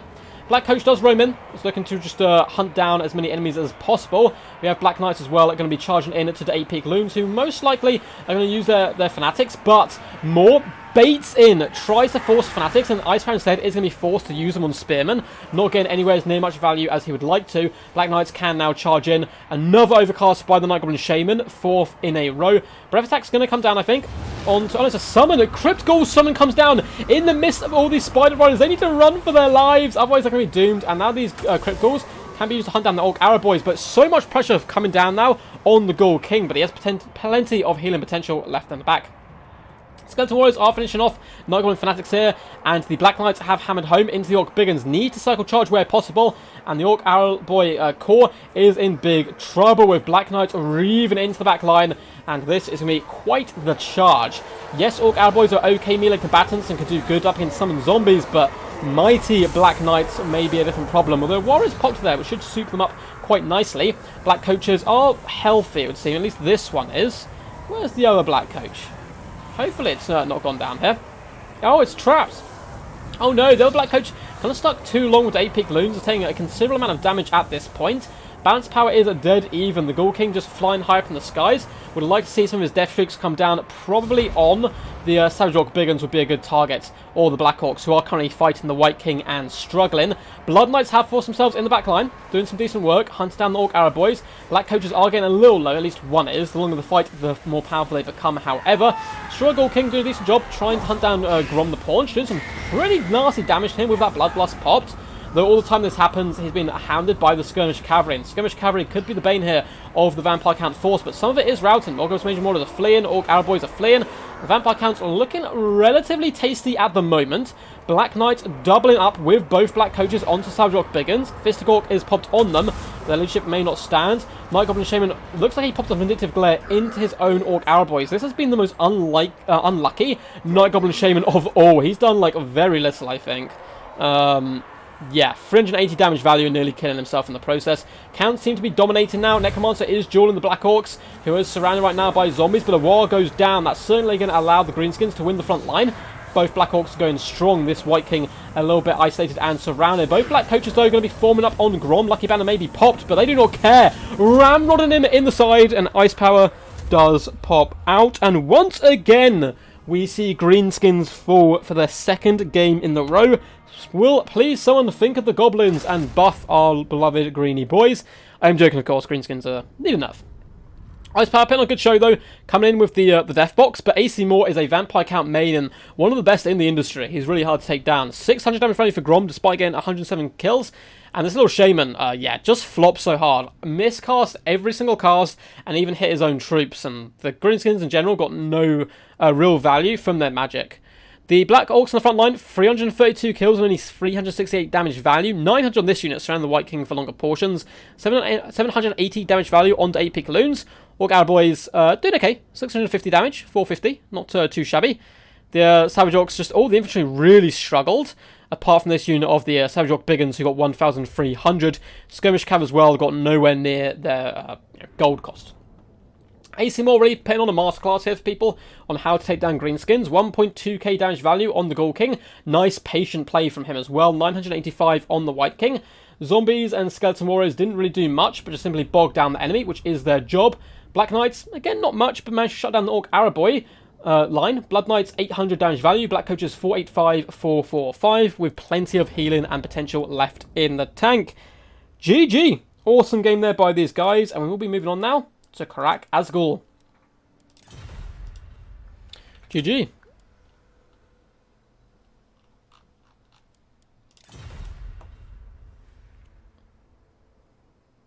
Yeah, you know Gobos are in trouble when they're the ones getting outnumbered 100%. Yeah, I think some trolls actually would have been quite nice there. I mean, they got low leadership, but the mass would be quite nice. Let's just... Sorry, I got a message I need to reply to.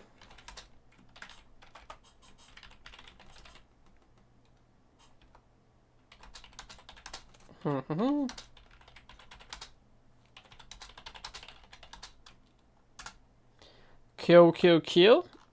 Let's update the scoreboard while I find a member. And Moore shall be going 1-0 here. Boop, up. Defeating the Greenskin Nemesis, but he has used up his best faction, which is the Vampire Counts. Next, he'll be going Chaos, banning Vampire Counts themselves, and Dark Elves. Doesn't want to tussle with the Dark Elves, it seems. Instead, try to, get at his opponent's weaker factions, get that 2-0 lead, and then from there, you can really kind of, like, tilt your opponents and stuff, but Ice is a top tier tournament player, so it's going to be tough for Moore to do that. Like, saying it's one thing, but actually performing it is going to be quite another in itself. I was pooping. Who won? AC Moore won that game with the Vampire Counts up against Greenskins. I don't know if Moore plays Greenskins, but he will have them left in the tank if need be. Ice Power is considering his options right now on what to bring. So we've got Karak Asgul, Storm Demon, Schwasterhafen, and Battle of Itza, if we do go all the way, which hopefully we do. I love to see more and more games. I love to see these guys in action. Yes, tomorrow, guys, there will be a stream. I don't know what time it is. I need to talk it out, but it will be a point of view of me in a tournament finals, which I'm very rusty in, so God, I'm probably going to get butchered, I think. But then we'll just do, like, a small stream, because I'm also getting my COVID vaccine tomorrow. So I probably won't be feeling super hot, to be honest, during the tournament or during the stream. So it'll probably be a small stream. But there will be one tomorrow, just a heads up. Ice Power going Skaven. I don't see him play Skaven much at all. So rather interested to see how he tries this one out. I feel like Chaos would be pretty good here because they're very good at rushing. But maybe Ice Power knows something that I don't know.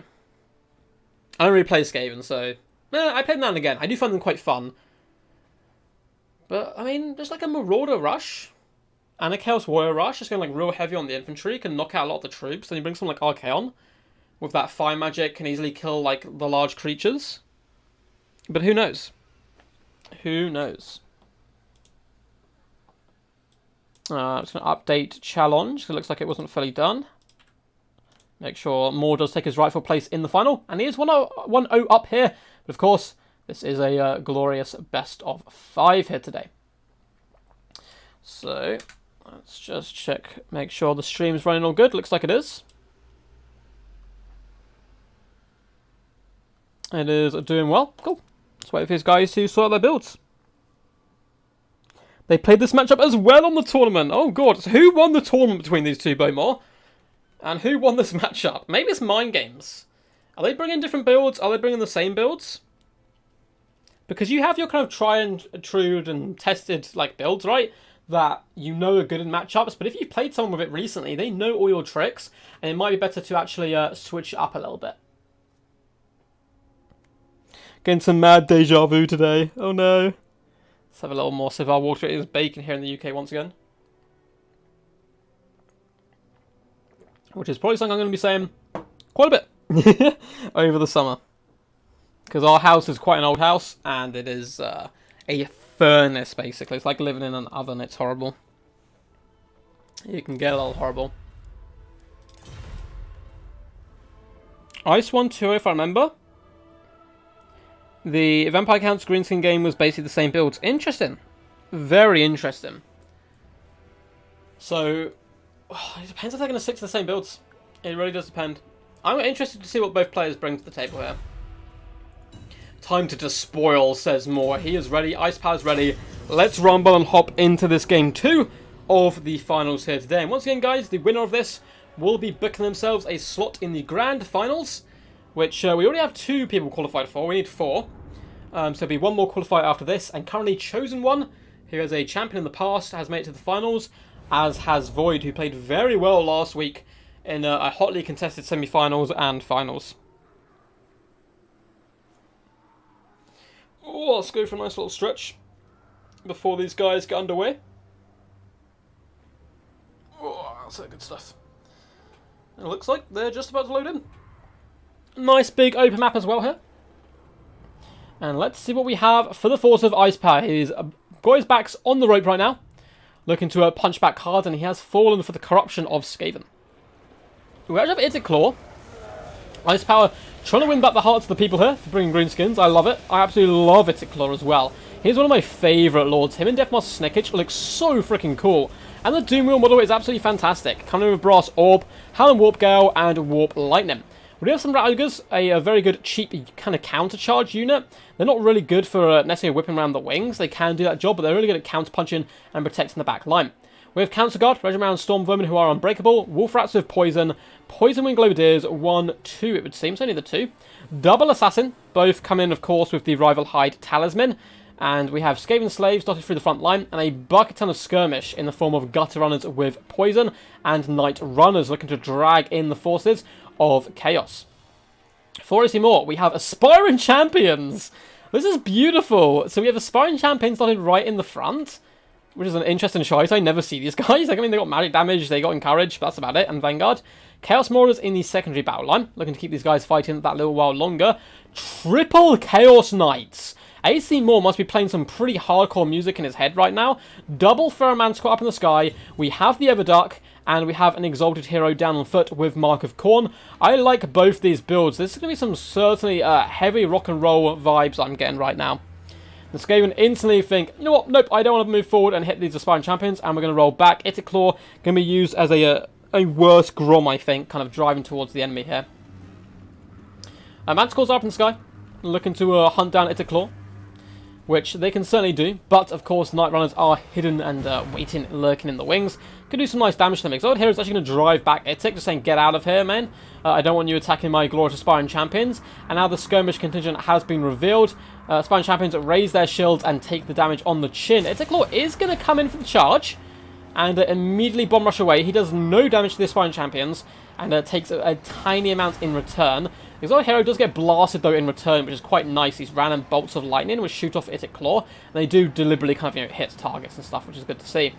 Gutter Runners and Night Runners just going to be harassing the Chaos Marauders, doing some okay damage here. And that poor Exalted Hero is actually getting pounded down quite badly. He's trying to juke back and forth to waste the ammunition on the Poison Wing Globadiers, but it's still taking a little bit of a pounder, which is quite scary. I'm guessing Aspiring Champions are low model infantry against Poison Wind. That may well be the idea, because I never see them in action, basically. And they are moving forward now, looking to engage with the enemy, but still taking a bit of a pounding. They will be able to chew their way through Skaven Slaves, but there's only 12 of them, up against 135 Skaven Slaves. That's going to take a while to break through.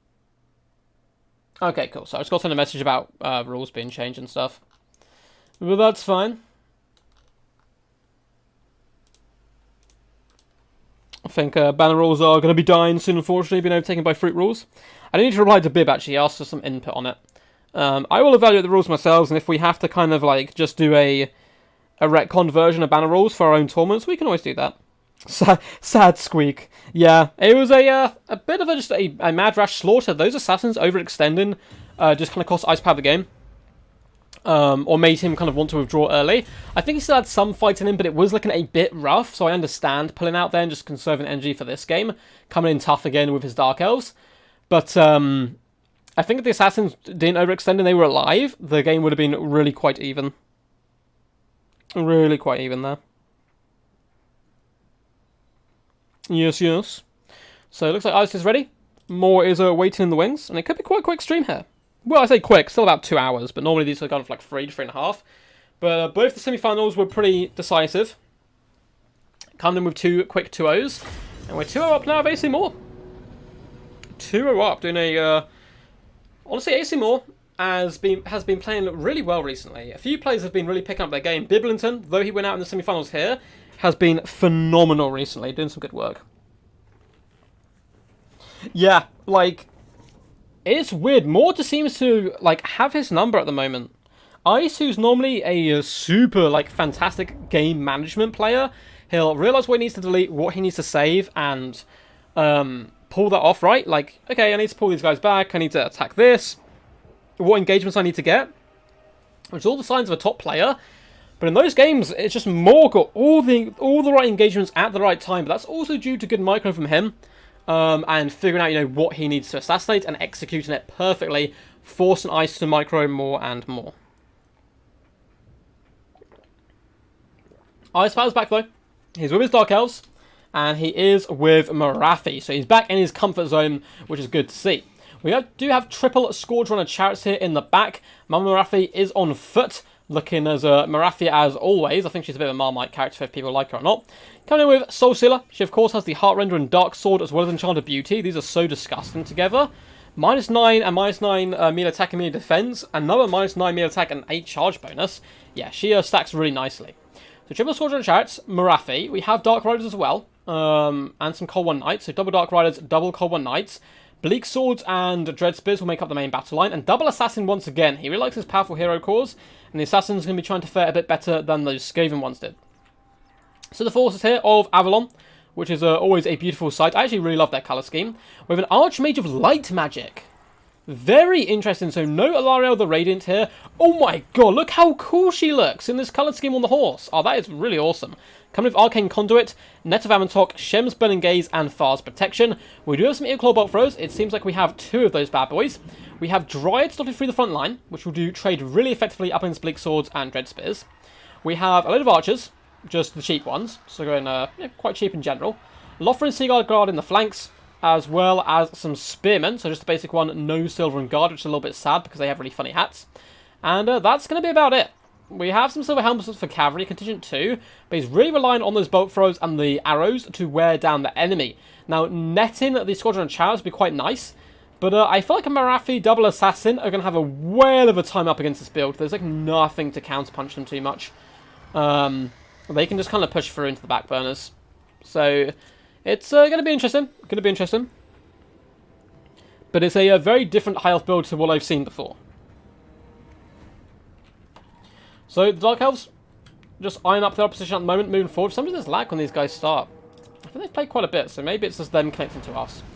The bolt throws do fine. Obviously, hitting Bleak Swords to start. They are going to want to switch their targets to either Marathi. They can't see the Canine Assassins right now, or the Scourge Runner Chariots. Again, Scourge Runner Chariots have like 0 good targets though, apart from like Silver Helms maybe, but even that's not amazing. Archmage of Light Magic is vibing at the moment. Bolt throws are going to be switching their targets, this time aiming for the Cold One Knights. Micromanagement has been good by Ice Power pulling back, but despite that, still takes quite a few casualties there. Looks like these guys lost 4 models off the rip, which isn't nice by them, and the other losing a model as well. Scourge Runner Chariots are popping up on this flank, trying to apply some pressure to the Spearmen and the Dryads, but again, it's not going to do them too much good. Bolt throws continue to rain fire down on the Cold One Cavalry. Hopefully the lag does stop for these guys, because I like to see these guys in a full swing. And the shots do come in once again, but they're aiming for the Dryads. Shim's Burning Gaze, unluckily, actually just like the map just completely screws it. Like one Shim's Burning Gaze hits this hill, all the others go into the ground, which is a little bit sad. Archer Fire, though, is counter-firing the Scourge Chariots for now, and yeah, even if they don't do much damage, they're keeping them at arm's length, forcing Scourge to shoot into Dryads and Archers. That's just really not going to be good value for money from the Scourge Runner Chariots. Archers are now firing in. We are going to be getting the net of Ammontok going down, so this is where the Archers need to push up and really hammer home these guys. Bolt throws are turning to shoot as well. Squadron Chariots' health is just dropping rapidly. Look at the numbers go down there. They are not having a fun time. Have the other Squadrons are going to push into the back line. Bleak Swords getting ready to engage with Dryads here in the front formation. Archers do rainfire in, aiming at Bleak Swords, doing some okay damage, but the Dryads will really be the nail in the coffin for them. Silver Helms are moving out to this left-hand side to try and push back the Squadron Chariots once more. We don't want them messing up our back line. Squadron Chariots have this annoying habit of, though they take massive HP damage, actually keeping all their models alive, and it looks like all 3 models will be able to escape, but still good HP damage is HP damage at the end of the day. Dryads doing relatively well on the front line. If Murderous Paris pops, they will fare much worse. But the Silver Helms could do some cycle charging down as well. We also have Spearmen coming a little bit tighter to the formation, just in case the Cold Knights do try to burst into the back lines there. Squadron Chariots do rally. Got more Spearmen here. Archers are continuing to pound in the enemy. Silver Helms crash into the Dark Rise, getting a counter charge on them there. And they're way more elite than Dark Rise. Dark Rise getting obliterated here, not having a good time whatsoever. The first Soul Seer does come down, catching all the Archers, all the Silver Helms, the Bolt Thrower crews, absolutely everything. The map is not AC Moore's friend right now, messing up the Bolt Throwers and messing up that Shem's Burning Gaze earlier. Right-hand flank is starting to falter. I'm kind of impressed that the Dryads did get finished off here, but I think it was due to the Cold Knights pushing through the front line. This Bolt Thrower is feeling very naked right now. We do have Spearmen pushing up, though, to help and intercept. And we have an overcast net of Ammontok going down on these Dread Spears, which is also probably going to catch the Scourge Runner Chariots here. They're still moving. It says nets on them, but they don't have the net on them. That seems to be a little bit of a bug there. If these guys escape, that'd be quite bad, because there's Spearmen on them right now, and it's a good engagement for AC Moore all round. Lothar and Seaguard are loose and shots time and time again, but Dark Rise will engage them in combat. Yes, they have those spears and anti-large, but again, rear charge, no one likes that at all. The Archmage of Light Magic is keeping relatively to herself at the moment in the back burners. Common Knights are rampaging now into the Archers, which isn't the worst target to rampage into, but there's Spearmen nearby. Bolt Throwers are raining in shots. Bleak Swords are now driving into the heart of the enemy. Right-hand flank looking a little bit dangerous. The High Elves in general have been made into 2 sides here. Canine Assassins are rather healthy, and they're going to be a big problem in the late game. Bolt Thrower is unfortunately getting overrun here. The Spearmen doing a good job, though, holding back the Dread Spears for now. Bounce power is currently in favour for the Dark Elves, and I think that is probably correct. There's just nothing that's going to be able to kill the Assassins and Marathi that I can see. Archers continue to pour in fire, trying to figure out the Squadron of Chariots, but they're quite an impressive unit if used correctly, and they are being used rather well here by Ice Power. Dark Rise are being finished off here. Spearmen is trying to drive them away, but they have cycle charged the Bolt Throws to Doom. And in the distance, we have yet another Soul Sealer coming down by Marathi. She doesn't need healing, but again, it doesn't really matter because you can still get such good damage value here. An Air of Effect drain like this is really powerful. A lot of the Archers are being overwhelmed, and the Archmage has been caught in the back by an Assassin. She's trying to escape. Assassin's Trophy has been popped on her. Dark Rider's coming in to pin her in place, but Silver Helms countercharge, saving their lady, but for how long? The Archers are in disarray. We have some Lothar and Seaguard on the back here who maybe can kind of try and stabilise the line, but it looks like, for the most part, Ice Power not wanting to go out without a scrap here. Fighting back tough and putting on a pretty solid display. Apologies for the lag though, I really don't know what's happened. These guys play all the time together, so you wouldn't expect there to be much lag.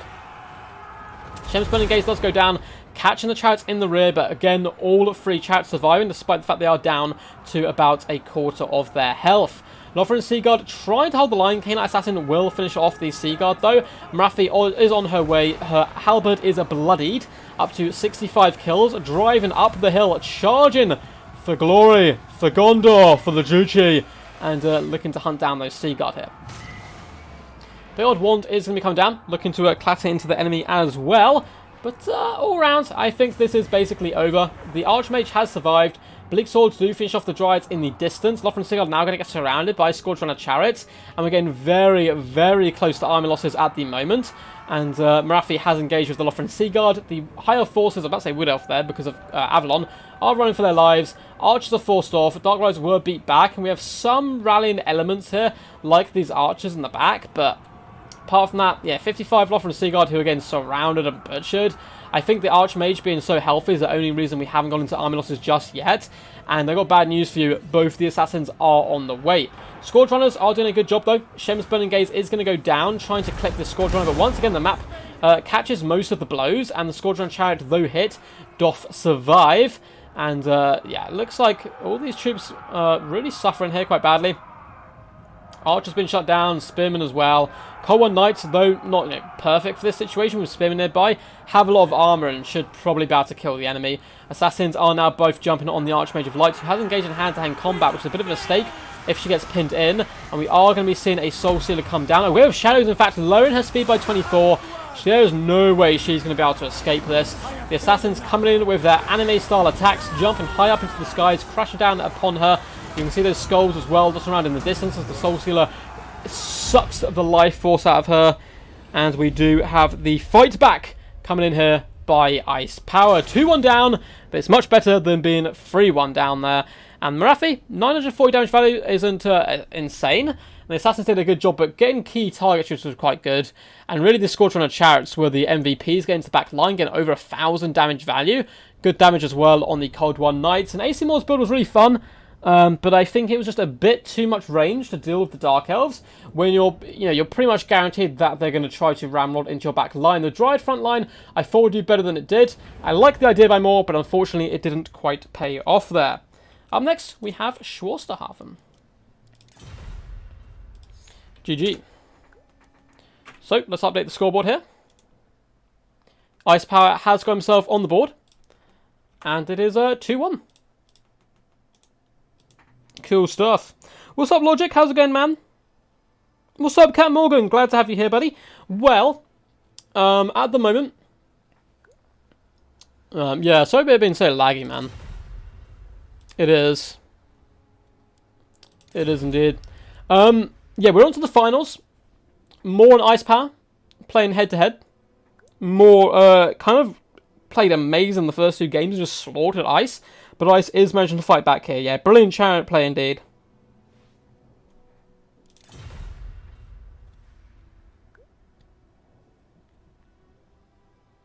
Yeah, like Scourge and Marathi, COD ones, that's kind of the problem.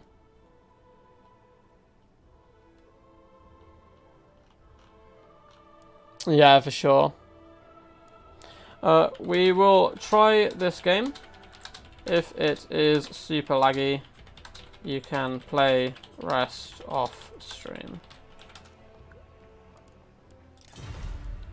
We have both these guys up though so far. We didn't have too much lag, I don't think, in the first game. So it's probably these guys connecting to each other, which is a bit sad. We're going to give it a go though. Try to do this final game. But if it's too laggy, we can like let these guys play off stream. Because it is still a competitive tournament. I don't want these guys to kind of throw it away. But I think Ice Power is also streaming as well, so his internet might be a bit sketchy. Yeah, Ice was far more comfortable with Dark Elves there than he was in the first two games, and now he's a win behind him. Ice is very much a player of like confidence. Like once he gets on a roll, he's pretty unstoppable. He just needs to get on that roll in the first place, right? So now he's got himself back into the game. It's going to be a much tougher fight here for AC's very own Moore. First game was fine. Yeah, it was a little bit laggy, but not terrible. Schwarsterhafen is the map, and if the guys go the way, it shall be Battle of Itza. Yes, how was your stream, Logic? You performed pretty good in today's tournament, getting through the first heat, and actually taking on more in heat 2. I hope you had fun doing your glorious campaign stream.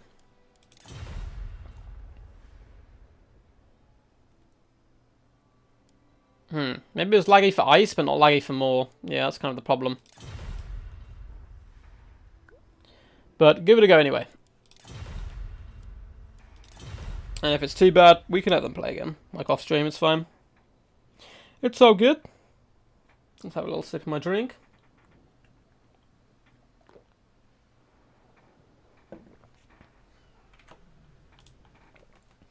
Ah, that's that good stuff. That is the good stuff. Let's check the internet connection on my side, just to make sure. I want to make sure it's not me.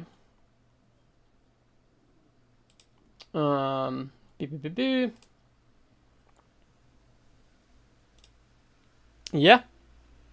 We're in an excellent stream status, which means our internet's been like top notch basically. And let's hop back in. Cool. So I've updated the scoreboard. I've remembered for once. Yeah, I think that might be the problem. Yeah, for those who don't know, Logic streams mainly multiplayer content, but also a bit of campaign content. He's a DBD member, so feel free to go check him out. Logic, you can drop a link to your YouTube channel in chat if you'd like. Make some really awesome stuff. There's a lot of tournament content as well. Yeah, I am host though, at least. I am a host indeed. So something more is contemplating, debating, figuring out what he's going to be bringing. Boo, boo, boo, boo. Looks like I have received a ton of messages.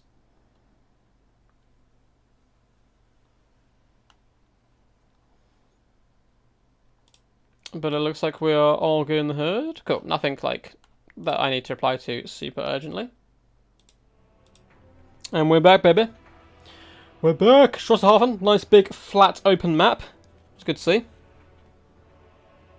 Everyone's lagging, Logic, I'm afraid. Like, the way Total Warhammer works, if one person lags, everyone lags. To an extent. Which is rather annoying, yeah, you don't get the lag on one side because the game can't play that way. Which sucks. But yeah, if this is all the way, Battle of Itza shall be a grand showdown. And just to see what more picks here. He still has Empire, I believe, left in the back pocket. He's played, what, Vampire Counts, Chaos, and now High Elves. So there's plenty left to bring out the bag. He also has Greenskins, which Ice Power has already used. So he may well bring out Greenskins, ban Empire, and ban... ban Empire, ban Lizmen, probably. So be careful with Vampire Count, but basically Maul knows that matchup like the back of his hand. So he'd probably have the advantage over Ice Power there. But he's banning Empire, he's going Empire, banning Dwarfs and Bretonia, which I think are two pretty solid bans throughout.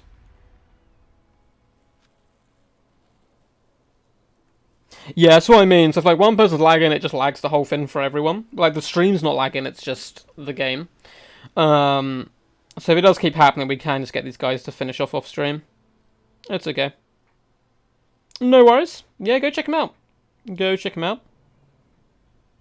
We've still got quite a few people watching. Of course, the Mighty Tyrant is also streaming, so I did kind of tank our views a little bit, but hopefully the message will go out to people that you're around as well, Logic, and can get some glorious action. Ice Power Gain Counts. Very, very interesting pick.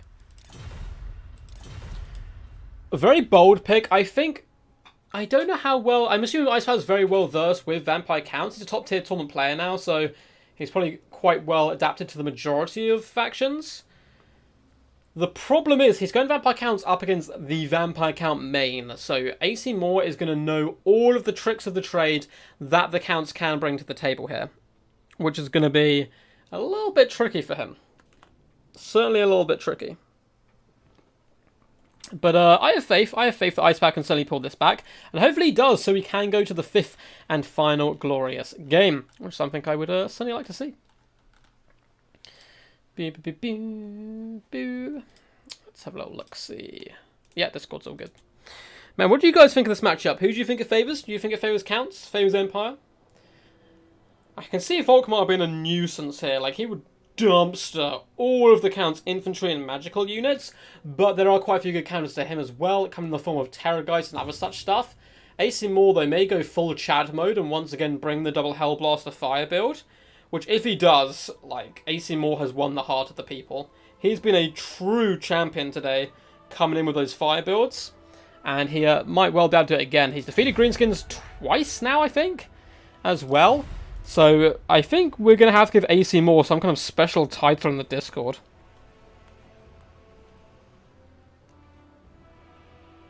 That is true, Logic. That is kind of like the weakness, I guess, of other streams. Like, they just don't have enough ducks. I don't understand them. Like, it's a clear apex species. Like, why would you do anything else? Ice is ready to rumble. I'm just waiting on the mighty AC Moore here.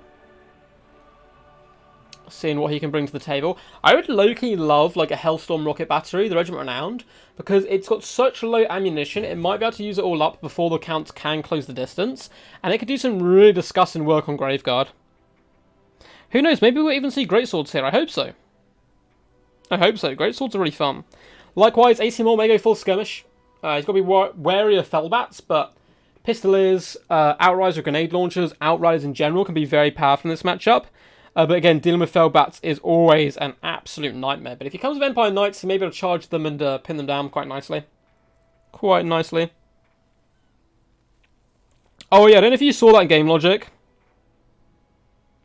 The Empire versus Greenskin game from AC Moore. I am nicking that build. Well, I already used part of it anyway, but my build was a bit different. I did do the double Flaming Hellblasters. But I think his build was absolutely mastercrafted, to be honest. Absolutely mastercrafted. So let's get ready to rumble. More taking his time, which is absolutely fine. Plotting and scheming.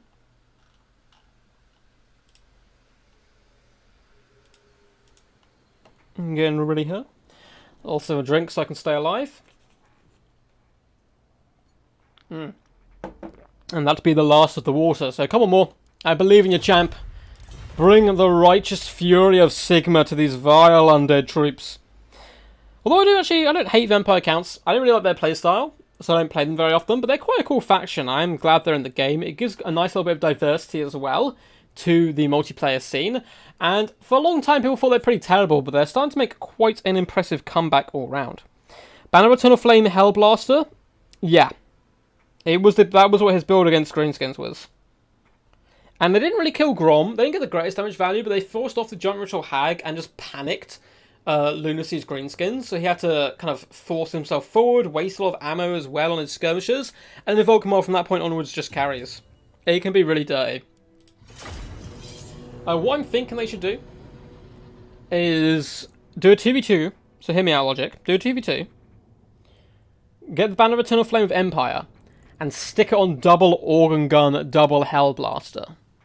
It'd be so glorious. It'd be disgusting, the damage output. Like, super disgusting.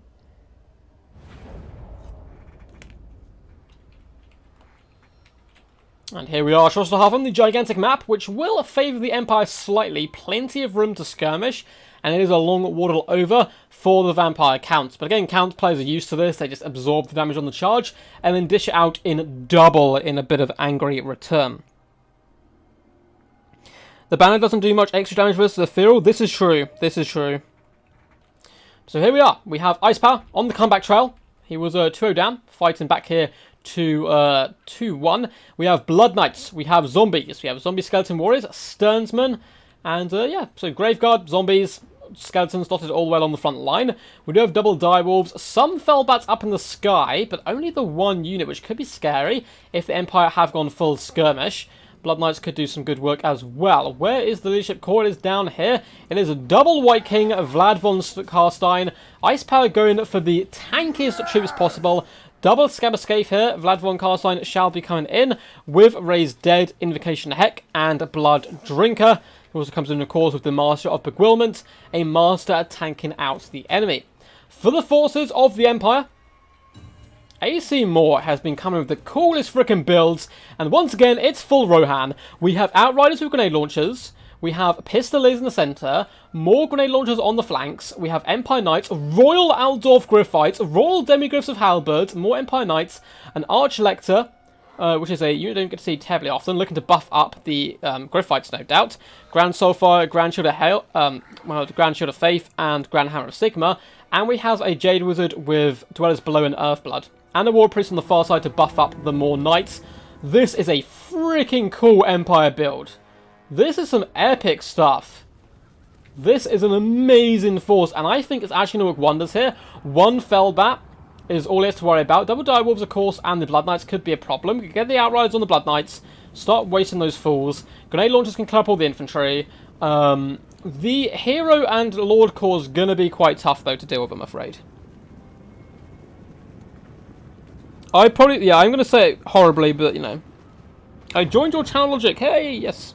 This is an army of men. This is the army of men. Rohan has answered the cries of Gondor and has ridden to their aid, although it looks like they've got a bit mixed up because the Army of the Dead should be on the good guys' forces.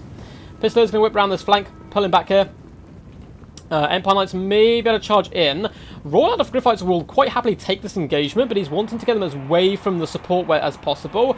And it looks like Ice Power knows this and doesn't really want to pull back. Royal Out of Griffites bound across the field. Look how beautiful these guys look in their regal blue armor here. They do decide to fall back.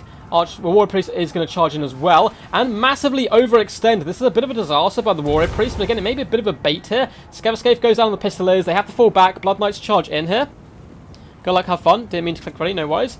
And it looks like the Empire in a bit of trouble. Going to lose a Warrior Priest early on and take massive damage on their Pistoliers. That is a little bit scary. But on the far side, it looks like this is where his micro is instead. He is slaughtering the Blood Knights. This is a good trade for the Empire. Okay, we lose a Warrior Priest. Who cares? He's a Warrior Priest. We're going to kill Blood Knights. Although the Blood Knights do get an invocation of heck, those pesky healing undead troops. And they do fall back and flee. So in the end, not the worst trade. Oh, this is actually kind of a little bait, though. We do have Dwellers below come down. We do good damage to the Graveguard. Warrior Priest does get 15 kills as well. Blood Knights getting caught in the Dwellers is quite a nice catch, and their only freedom is forward, and that's where the Royal Adolf Griffites do lay in wait. Quite a bit of lag, though, coming from these guys once again, so it's a little unfortunate. If it does continue to lag, though, we will, of course, let these guys play off stream, but I think Ice Power, to be honest, would have to stop streaming.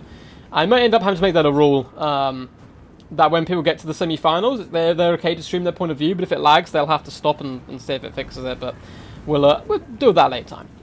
Pistoliers do rain fire in here to the Blood Knights, doing some pretty good damage. That War Priest is still going strong. His faith in Sigma, giving him a full chop, and he may well escape here. My god, how on earth did that War Priest survive? He's falling back. Grenade launchers coming in, rinsing those skeleton spearmen, rinsing those zombies. It is not a good day to beat them, and there's plenty of ammunition left. So in the early trades, Empire Knights took a hammer in, Warrior Priest took a hammer in, but Blood Knights took a huge damage loss on both units. They are coming together, though, to probably get a double Invocation of Heck. Grenade launchers are patiently whipping around the flanks, and the Fellbats are now being focused down. And yeah, here we come in. Upgrade Invocation of Heck, upgrade the Graveguard, upgrade both the Blood Knights. It's really going to mitigate here the damage that these guys, the good damage these guys did early on. Skeleton Spearmen get exploded in glorious napalm. Blood Knights are going to push forward, but again, it's a little bit risky. Demigryphs are here, and these guys can turn and do a decent amount of damage. But it looks like Ice Power really wants this engagement with the double on that flank. This is a good time for Moore to push in this side and really ramrod down the zombies and the direwolves if Ice Power isn't paying too much attention. But it looks like he's going to be falling back for his Blood Knights, trying to keep his forces nice and tight where possible. Direwolves are now hit by some grenade launchers, taking massive burst damage. And these guys have so much ammo left on them. Demigryph Knights do charge into the zombies, just finishing them off. Get rid of that chaff, don't want none of that near us. Fellbats do charge in now that a lot of the cavalry has engaged on that flank, but Fellbats aren't really good at dealing damage. They're good at pinning the enemy. You can see the Empire have forced themselves into two separate fighting forces, and should be able to do some good damage to the enemies in the middle. The Soulfire and Dwellers, oh yeah, man. Oh yeah, Sigma guided him. He's like, go into the middle of the enemy. I don't want to go. Go in the middle of the enemy. And it worked rather well, and somehow that War Priest does survive. We're going to be getting a load of healing coming from Ice Power, which is to be expected, of course. And he's really trying to get these engagements, but Moore's just like, nah, I'm not about this engagement. Big Glorious Scabascape does go down, catching the Pistoliers once again, but catching the Pistoliers rather than the grenade launchers, which isn't going to be too good for them. Empire Knights are going to force themselves into this fight with a Shield of Faith and Hammer of Sigma to allow the other troops to escape.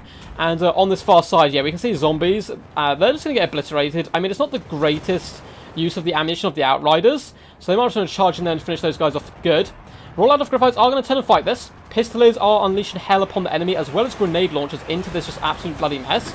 Empire Knights are terrified and forced back. Once again, the Warrior Priests find themselves in a tricky situation, surrounded by double Blood Knights. Royal Out of Griffites as well, taking a bit of a beat here. If we have another Dwellers, though, come in, catching the Blood Knights, it could be pretty awesome. Unfortunately for the Empire, Blood Knights do basically get up to full health because they're undead, which can be pretty rough here. Direwolves are charging down after the grenade launchers, but get counter-charged by the Royal Out of Griffites. Good micromanagement by both players so far. The Empire Knights are forced back. The War Priest should be able to escape. Just run for your life, little buddy. And in the far side, yeah, all the chaff of the vampire camps is getting destroyed. No more zombies for you, and there's a lot of grenade launcher ammo left. These skeletons are going to get zero value pretty much alongside this Graveguard in this battle. The Empire Knights look a little low. Royal Outlaw Griffiths are down to 15 models, which is quite huge. They're being caught by the direwolves, slowed down, and this is a massive loss for the force of the Empire. And the Royal Outlaw Griffiths are running! The royal big old birds themselves are fleeing for their lives. Grenade launcher shots are going to come in. Good direwolf play so far, though, and there's nothing left protecting at this contingent. They need to kind of ally themselves here with the far side, get into the good books of these Demigryphs and Empire Knights for protection, because if he loses the skirmish corps, it is game over for sure. Skeleton Warriors get destroyed. Grenade launchers are starting to harass all around the flanks. But again, even if he kills all of the undead forces, there's double White King as well as Vlad von Carstein in the centre, which is simply going to be too much, I think, to take these guys down. Direwolves are hunting. They're roaming on the pack, the grenade launchers, and doing pretty decent damage, though. They are getting turned upon now by the Pistoliers, who should eventually be able to drag them down, but the grenade launchers do get feasted upon first, and it's starting to look really bad here for the forces of the Empire with what was a really fun build. It is going to come and do some lovely damage to these Blood Knights once again, who are at their healing cap at this point. Blood Knights are putting so much work, but a lot of the force of the Empire looking really hammered down quite bad here. Double White King and Vlad von Carstein is just going to be so scary. Felbats getting decimated here, although they were trying to buy time for a scab escape. Unfortunately, they're going to catch quite a lot of it themselves. Blood Knights are once again healed up here, nearly to their healing cap, but going quite strong. Fortunately, lag is pretty strong this game, so this will probably be the last battle one way or the other, which is a little bit sad. The definition of faith steel and gunpowder build. Oh man, there was plenty of faith gunpowder. Not too much steel though. Demigryphs will be charging him.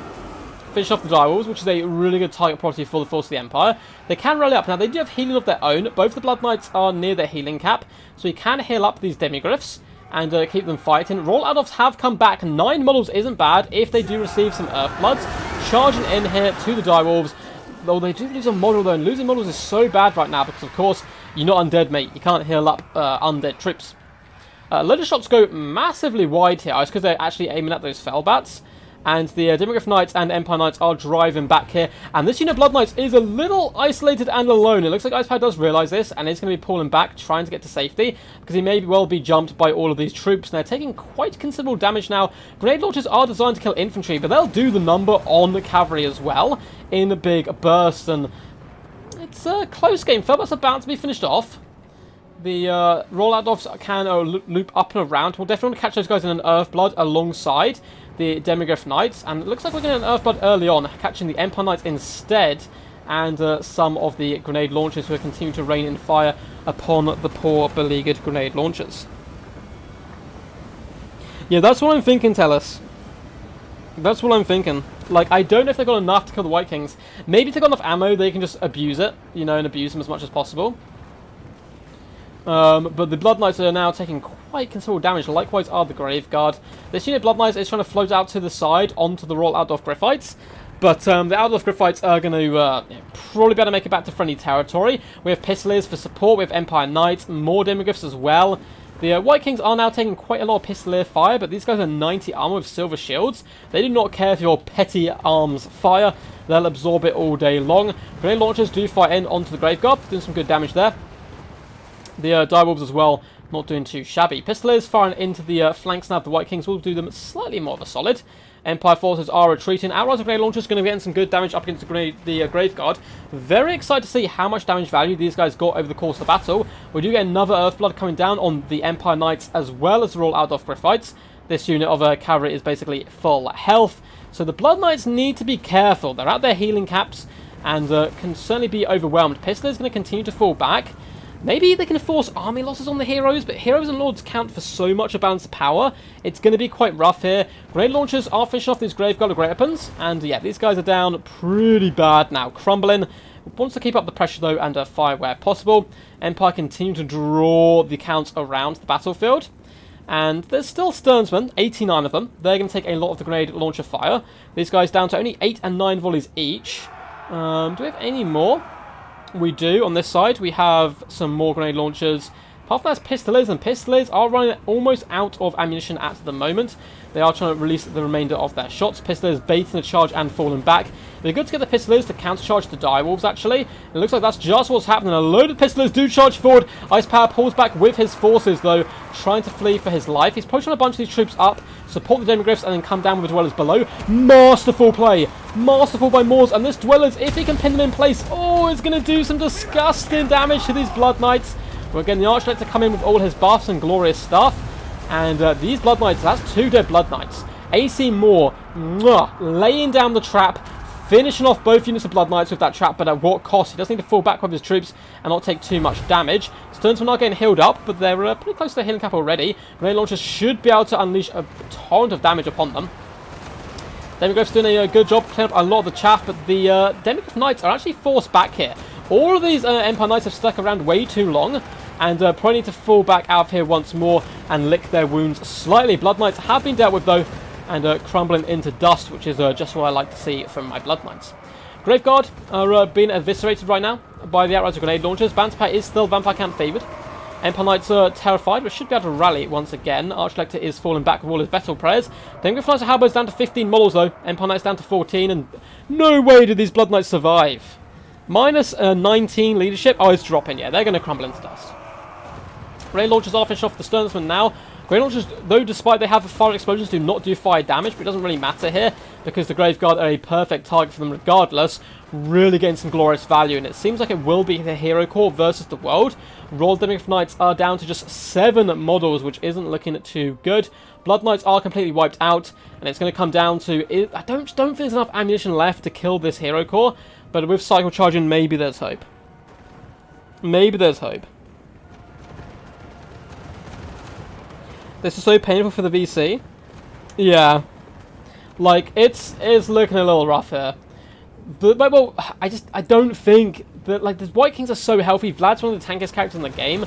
Like, what are you going to do to bring him down with this build? Not too much. A lot of shots do come to the Graveguard, rinsing them down to 20 leaderships. They are stabilizing a little bit. More grenade launchers are starting to float into the rear of the Sternsmen, and the Demigryphs are going to be falling back. Archlector rotating around at the moment. He wants to try to milk as much damage value from the grenade launchers as possible, and I 100% support this. This is what he should be doing. Sternsmen do need to be finished off, though, because they have that regeneration. And oh my god, welcome to your doom! So many shots coming in from each side. We need some heavy metal music playing to that. And these Graveguard are going to get an Invocation Heck on them. I like this because it is wasting the grenade launcher ammo, but at the same time, saving that magic for the White Kings might prove also quite good as well. Graveguard are bunched up on each other, so both units taking quite a lot of pounding here. Sternsmen down to, yeah, they're stabilizing leadership, not too bad. Empire Knights continue to rotate. We have grenade launchers here with ammunition. Others, Pistoliers, have used up all their stuff. Empire Knights are continuing to stay strong for now, but I don't think they'll stay strong in a prolonged engagement up against the enemy.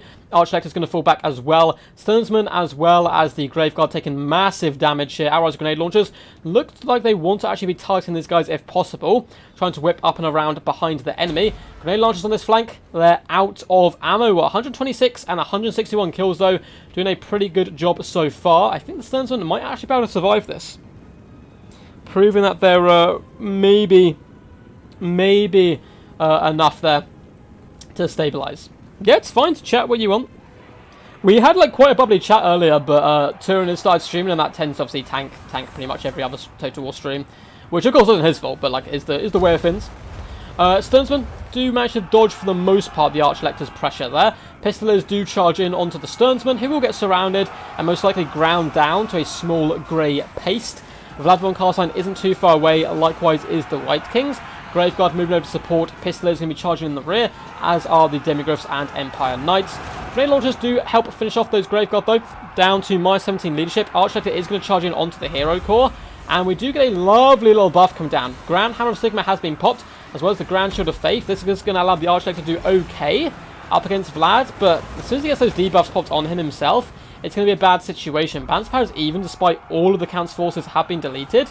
Arrows and grenade launchers can cycle charge the Sternsmen to death, and this unit as well is basically finished. Although a lot of units are currently terrified, Vlad does indeed cause terror, and it seems like the terror is too much for the men of Sigma. Archlector, dual-wielding hammers like a Chad, is going toe-to-toe here with Vlad von Carstein, trying to stab and poke the enemy as much as possible. More doing good micromanagement with his cavalry though. Finishing off the Grave Guard, 6 models here, 13 on the Sternsman, but they should crumble to dust. And it looks like they are indeed going down. So it is just the Hero Corps left. Do you think it's going to be enough? Do you think it's going to be enough?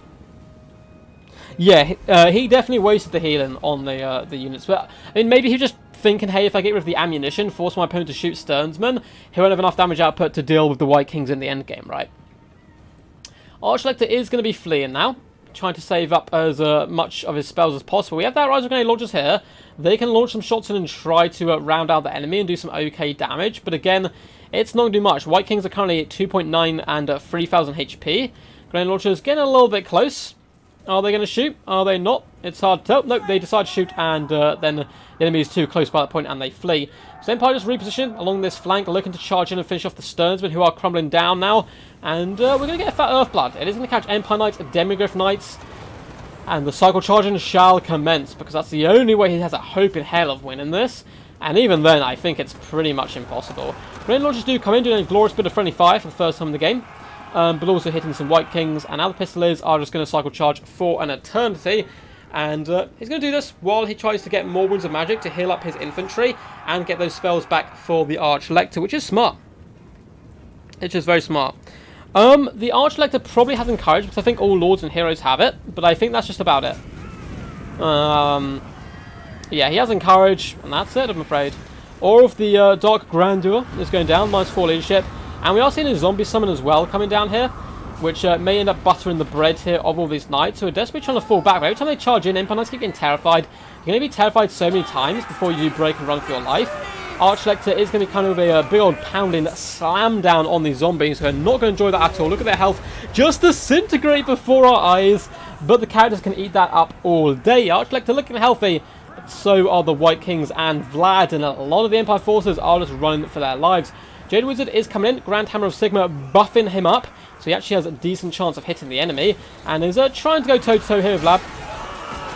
Trying his best, but not succeeding, unfortunately. Archlector looks so cool, but he's not quite the warrior of a Vlad von Carstein. Up to 57 kills, a big fat surround has come in, trying to lower the leadership of the White Kings enough that maybe he can break the leadership, but it's looking like these guys are just going to be absolutely untouchable here. Oh, well, Benediction. Yeah, Benediction maybe. I don't think he's got it on him, which is a problem. Is the Archlector trapped in here? No, it's just Empire Knights. Where is the Archlector? Oh, he's over on the flank. Archlector is going to be charging in, and this battle will go on for a while, guys. I'm going to warn you. Like, he can cycle charge like this all day long. Grand Shield of Faith has gone down, giving that damage resistance. And now is the time, now is the hour to try to fight these guys. But the debuff, -40 melee attack, does go down the Demigryph Knights. It looks like Moore hasn't spotted this yet. Needs to pull out of these guys when that does come down. The White Kings are just not even budging. Not budging at all. Their health has barely gone down. And we've had a good solid kind of like 3 or 4 cycle charges so far. Their morale's holding firm because they're near Vlad, and the battle's actually going quite well. Balance power's in their favour for the first time. And there is simply nothing this build can do up against Ice Powers. It may well have been, I mean, even in the perfect situation, there was just nothing to kill the White Kings because he was going to have to use his ammunition on the Blood Knights and the Infantry Corps. And with that, it's pretty much game over, I'm afraid. Demigryph Knights are going to be cycle charging still. Trying the best. Archlector, Jade Wizard going after Vlad, it would seem, rather than the White Kings. But it's not going to make too much of a difference, I don't think, though. It's a great way of cancelling out fear, but it is expensive. Yeah, that can certainly be a bit of a problem with certain items where they're niche, and you can say in hindsight, oh, it'd be great if you'd bought this, but it's kind of tough, you know, when you're building. You've got to cut corners where possible to save money. So Demigryphs are going to charge him onto the White King. It looks like we're going to get the lovely Rage of Sigma dropping from the skies. Bam, bam, bam, bam. And though I think AC Moore's micro's been better this game, it's just nothing he can do. One White King is getting a little isolated and picked apart. The Archlector is bullying him. He's trying it, giving it to him with those hammers. He's screaming hammer time. But again, like, it's just pittance of damage value that they're given for the amount of forces they're losing. If you rout too many times, you will shatter, regardless of the circumstances. He's trying to isolate the White Kings, which is a smart move, and when he does, the Archlector comes in. Grand Hammer Sigma has gone down. This White King is taking a bit of a pounding, but by this point, Vlad von Carstein will have a decent amount of Winds of Magic, and can simply pop heals down when these White Kings do get low. White King down, though, about a third health at the moment. He's trying to use Demigryph Knights to force away other troops, but a big chain route comes in. Empire Knights break, Outriders break, Empire Knights shatter, in fact, as well. And the Archlector is going to be left alone here, certainly not where he wants to be, as the army losses level does ebb and flow more and more in favour here of the forces of the undead. GG's, that was a good game. No, it does not do for any damage, I'm afraid. It does not. And it looks like the poor Archlector is going to be going down, fighting in slow-motion glory. Vlad von Carstein does come in with Blood Drinker, and will quite happily deal the damage to the Archlector. J-Wizard has been chucked in here. AC Moore fighting to the bitter end, trying to find a way to claw his way back in. But it looks like GG's have gone down. It seems a little bit impossible, unfortunately, for him to pull him way back in. Which is sad. I quite liked this build. I thought it was very classy, but very powerful. And I've certainly seen Empire builds like this win in this matchup. It is definitely a good way to play this, but you got very counterpicked by the double White King and Vlad von Carstein. Archlector, even with his debuff, trying to get in there. 0 melee attack. Oh god, it's not a good day. Who needs melee attack though when you have double hammers and the Faith of Sigma guiding you? This Archlector certainly does, because he has been finished off here. Jade Wizard tries to isolate the White King, maybe get some really lucky RNG, but White Kings are far, far better combatants. Unlosses kicks in, and that shall be a victory here for the forces of the Counts. Rip my Sigmar homies. Well played to these two champs. The damage value is going to be insane, so let's have a look. Archlector, 742, not too crazy, but coming from some lovely buffs and debuffs. 2,122 damage value. Dwellers below. Masterful play by AC Moores here with this build. The Empire did okay. 870 damage value here. The War Priest, 478. The Griffites didn't do great. That was kind of a big problem here. 500 damage value, 1,200. Pistoliers, though, 700 apiece, is certainly paying for themselves. Grenade launchers, 1.8. 2,000, 2,200 and 797 damage value. Disgusting work. Blood Knights nearly 3,000 damage value and 1,200, performing really well. Some of the Direwolves certainly paid way over their price. 830 damage value for them. But yeah, I think that's about it really. It was just a hero core. 2,200 damage value on Vlad, 1,000 on the White King, 660. It was a little bit rough. So, GG. I think final game will need to be off stream. Lag is still very bad. So we may have to call the stream here because, like, it's not, like, super enjoyable to watch when they lag like this. And we're going to have to change the rules where if people are streaming in the tournaments... oh, it always is between these two, so it looks like it's between them, which is a little bit sad. But if people are streaming tournaments and it lags, we'll have to, like, kind of take priority, I think. Yeah, no idea why. Yeah, so it looks like it's a problem between these two, always lagging against each other, which is a bit of a pain.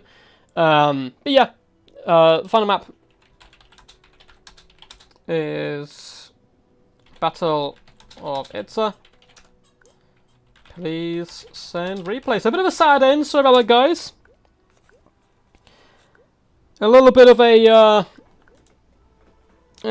a tease there. Good luck to these lads who will be playing off stream. Yeah, I could cast it after. I'm not going to continue streaming right now, though. Like, and just keep it going. We will cast the replay, though, most likely tomorrow. So don't worry, guys. The final will be fully cast. Apologise for the lackluster stream. It started so good. We're so bubbly. Of course, we got caught in the dreaded side shot by Turin there, coming of his stream, which, you know, our stream shall still be here, so that's absolutely fine. But I'll send you guys over to him now to say hello and say what up. And unfortunately, the lag there at the end also came in a little bit. But I really appreciate the support. Thank you guys for tuning in, vibing, and enjoying. Here is a link to Turin's stream. We're not going to keep going, CJ. It's not fun to play under lag. And it's not fun to watch laggy games. So we're going to bump up the score here to 2-2. Ice Power scrapping back. And we will have the replay up, most likely tomorrow. Will be when we live stream it. So guys, we're going to go have a sad whimper, I'm afraid, today. But we will be back tomorrow with another live stream. We're going to be doing some tournament action, I believe. And that is something I'm certainly definitely looking forward to quite a bit. So until next time, guys, peace, peace. And as always, stay awesome.